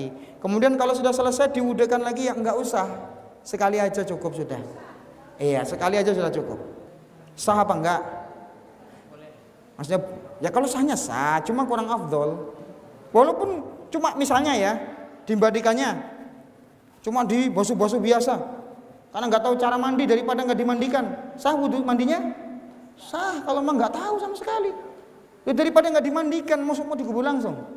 Misalnya sebuah kampung seperti itu, hanya sekedar disiram saja sampai bersih, kemudian dikafani, kemudian dikuburkan, sah. Tata cara ini tata cara yang sempurna. Cuma jangan diyakini ya, jangan diyakini bahwa setelah apa, wudhu setelah mandi itu lebih utama, ya nggak boleh diyakini seperti itu. Karena apa? Rasul melakukannya wudhu dulu. Jelas? Jadi kalau kita sudah tahu, ya jangan diulangi lagi. Udah tahu kok masih mengulangi yang lama, ya jangan. Ya diulangi yang sudah sesuai dengan contoh dari Rasulullah gitu loh. Tapi kalau dulu karena belum tahu ya, taunya begini, ya udah, insya Allah sudah dimaafkan ya, karena namanya aja nggak tahu kan gitu. Tapi kalau sudah tahu ya sudah, jangan diulangi lagi. Jadi seperti itu. Ya, oh masih ada juga, masya Allah. Lebih kuat bapak-bapaknya daripada saya. Itu ya, silakan. Mana tadi yang mau nanya? Ya, Pak, silakan. Kalau kehujanan ya nggak apa-apa Pak, pakai payung. Kalau nggak kehujanan ya untuk apa? Yang penting payung itu ada fungsinya enggak. Kalau nggak ada fungsinya ya nggak usah. Ya, jadi lihat fungsinya apa. Misalnya hujan perlu untuk dipayungi, ya payung. Kalau nggak ada ya nggak usah dipayungi. Oh begitu Bu ya. Oh iya. Alhamdulillah sudah mengenal sunnah. Alhamdulillah. Iya, jadi dimusyawarahkan lagi dengan keluarga ya, yang memang itu berwenang ketika itu mengurusi jenazah. Kemudian diputuskan. Kalau sudah ada keputusan yaitu tadi, dan tidak menyebabkan percekcokan lagi setelahnya, dan semua sepakat ya, dalam artian yang berhak saja, nggak semua keluarga semua, enggak, yang paling dekat dengan mayit gitu lah. Sepakat untuk dihancurkan, setelahnya ya dihancurkan. Nggak usah Bu, nggak usah. Kalau sudah dihancurkan ya sudah, nggak usah dipagar lagi. Kenapa Bu? Ditinggikan 1 jengkal lagi nggak masalah. Ditinggikan lagi 1 jengkal. Jadi diinjak-injak gimana? Oh gitu. Ada kayak gitu? Iya saya jelas. Seperti kasus di sebagian negara seperti Rusia atau apa ya. Sebagian kuburan ini kalau tidak dipagar itu akan digali sama beruang atau binatang-binatang buas lainnya. Ya kalau memang dirasa itu maslahatnya tidak digali-gali ya silahkan. Cuma ya kalau memang masih bisa tidak menggunakan pagar, yaitu tadi dengan kuburannya diperdalam, sudah cukup ya. Dan sapi ya tidak selalu menginjak, tidak ya, namanya binatang mau gimana. Sedangkan di pagar pun tidak menjamin pagarnya tidak rusak. Jadi seperti itu. Jadi bagaimana? Ya perdalam saja kuburannya. Kalau memang kira-kira hanya mentoknya segitu dan tidak ada cara lain selain di mana? Di pagar ya nggak apa-apa. Tapi kalau masih bisa sudah diperdalam ya, kalau hanya sekedar nginjak tidak merusak nggak apa-apa, nggak masalah. Dan tidak membahayakan kuburan tadi. Ya, kalau perlu sapinya yang nginjak-injak kasih tahu orang ini sapinya nginjek-injek kuburan ya. Nah, kalau enggak sini jual aja, kita potong rame-rame kemudian untuk pesta. Enggak apa-apa, silakan. Ya. Ya. Silakan. Tausiah. Tausiah apa takziah? Tausiah. Tausiah. Setelah dikuburkan boleh. Enggak, jangan. Enggak perlu. Kecuali kalau memang ada yang perlu disampaikan. Pak, pegang bagian ini menjadi tarbi 4, angkatnya. Kemudian ngatur, Pak, nanti kalau sudah sampai di sini nih, memang kalau ada yang perlu disampaikan silahkan. Tapi kalau itu dijadikan tausiah, kebiasaan enggak. Tausiahnya kalau diperlukan aja, apa yang perlu misalnya orang-orangnya nggak tahu diarahkan ini itu baru. Tapi kalau setiap itu ditausiahin enggak. Rasulullah SAW itu memberikan tausiah kapan? Setelah dikuburkan. Itu pun tidak selalu. Ya, diperlukan aja. Misalnya setelah selesai menguburkan, Rasulullah SAW mengingatkan kepada para sahabat bahwa kematian itu hak. Ya setelah dikuburkan, baru kemudian Rasul berpesan kepada sahabat bahwasanya apa? Bahwasanya doakan ini saudara kalian, minta ampunan dan minta agar dia bisa menjawab pertanyaan malaikat. Nah itu setelah apa? Setelah dikuburkan. Tapi kalau sebelum menguburkan tausiah ya nggak ada. Kecuali tausiah memang diperlukan. Kamu kesini, kamu ngurus ini, kamu cara ngangkatnya gini, kamu cara misalnya menguburkannya nanti gini teknisnya, itu lain lagi. Memang diperlukan, gitu loh Pak. Nah, satu lagi ya, setelah ini selesai. Iya, silakan. Oh gitu. Iya. Disampaikan Pak, kalau memang itu dirasa hutang besar dan orang yang dihutangi tidak ikhlas, ya maka dia sampaikan ke apa? Wali mayit punya hutang ke saya sekian, sampaikan, tidak perlu malu-malu. Kenapa? Ini untuk kepentingan si mayit. Kalau malu-malu mending diikhlasin. Nah itu jelas. Kalau kira-kira malu-malu mending diikhlasin. Tapi kalau apa? Kalau dia tidak mau mengikhlaskan, ingatkan bagian apa? Keluarganya yang lain, para walinya, bahwasanya si fulan bapak ini meninggal, utang ke saya masih 100 juta. Coba cek rekeningnya masih ada enggak? Ada, segera transferkan. Jangan ditunda-tunda. Supaya apa? Setelah dikuburkan si mayit ini tenang dan tidak mengalami apa? Hal-hal yang membuat dia tidak nyaman di alam kuburnya. Karena Nabi SAW ya pernah memberitakan bahwa ada seorang mayit, dia tidak membayar hutangnya sampai meninggal. Kemudian apa? Nabi SAW menyatakan bahwa si mayit punya hutang sekian. Ditawarkan para sahabat, siapa yang mau membayarkan hutang? Karena ketika itu Rasulullah SAW belum memiliki kas yang mencukupi untuk membayarkan hutang. Maka salah seorang sahabat mengatakan, saya wahai Rasulullah. Maka setelah dibayarkan hutangnya, kata Rasulullah, al-an barudat jismuh. Sekarang jasadnya si mayit ini sudah tenang. Atau kalau tidak, tentu bagian baitul mal, yaitu pemerintah yang berhak melunasi kalau hutangnya hutang yang memang darurat, bukan hutang gaya hidup. Maka pemerintah punya tugas melunasi. Karena Nabi SAW menjelaskan ketika beliau sudah memiliki baitul mal dan memiliki kekayaan, maka Rasul menjamin setiap yang meninggal dan masih punya utang, jaminannya sama siapa? Rasulullah. Kalau dia meninggalkan warisan, untuk siapa? Ahli warisnya. Ya, maka di sini pemerintah nanti juga punya tugas karena mereka mengatur rakyat-rakyatnya. Jelas ya? Jangan maunya hanya dipilih saja tapi tidak apa? Tidak mau mengurusi rakyatnya yang punya hutang berapa, itu diurusi itu, ya. Iya, jadi seperti itu. Saya kira cukup sampai di sini. Kita tutup dengan doa kafaratul majlis. Subhanakallahumma bihamdika, asyhadu an la ilaha illa anta, astaghfiruka wa atubu ilaik. Kurang lebihnya saya mohon maaf. Assalamualaikum warahmatullahi wabarakatuh.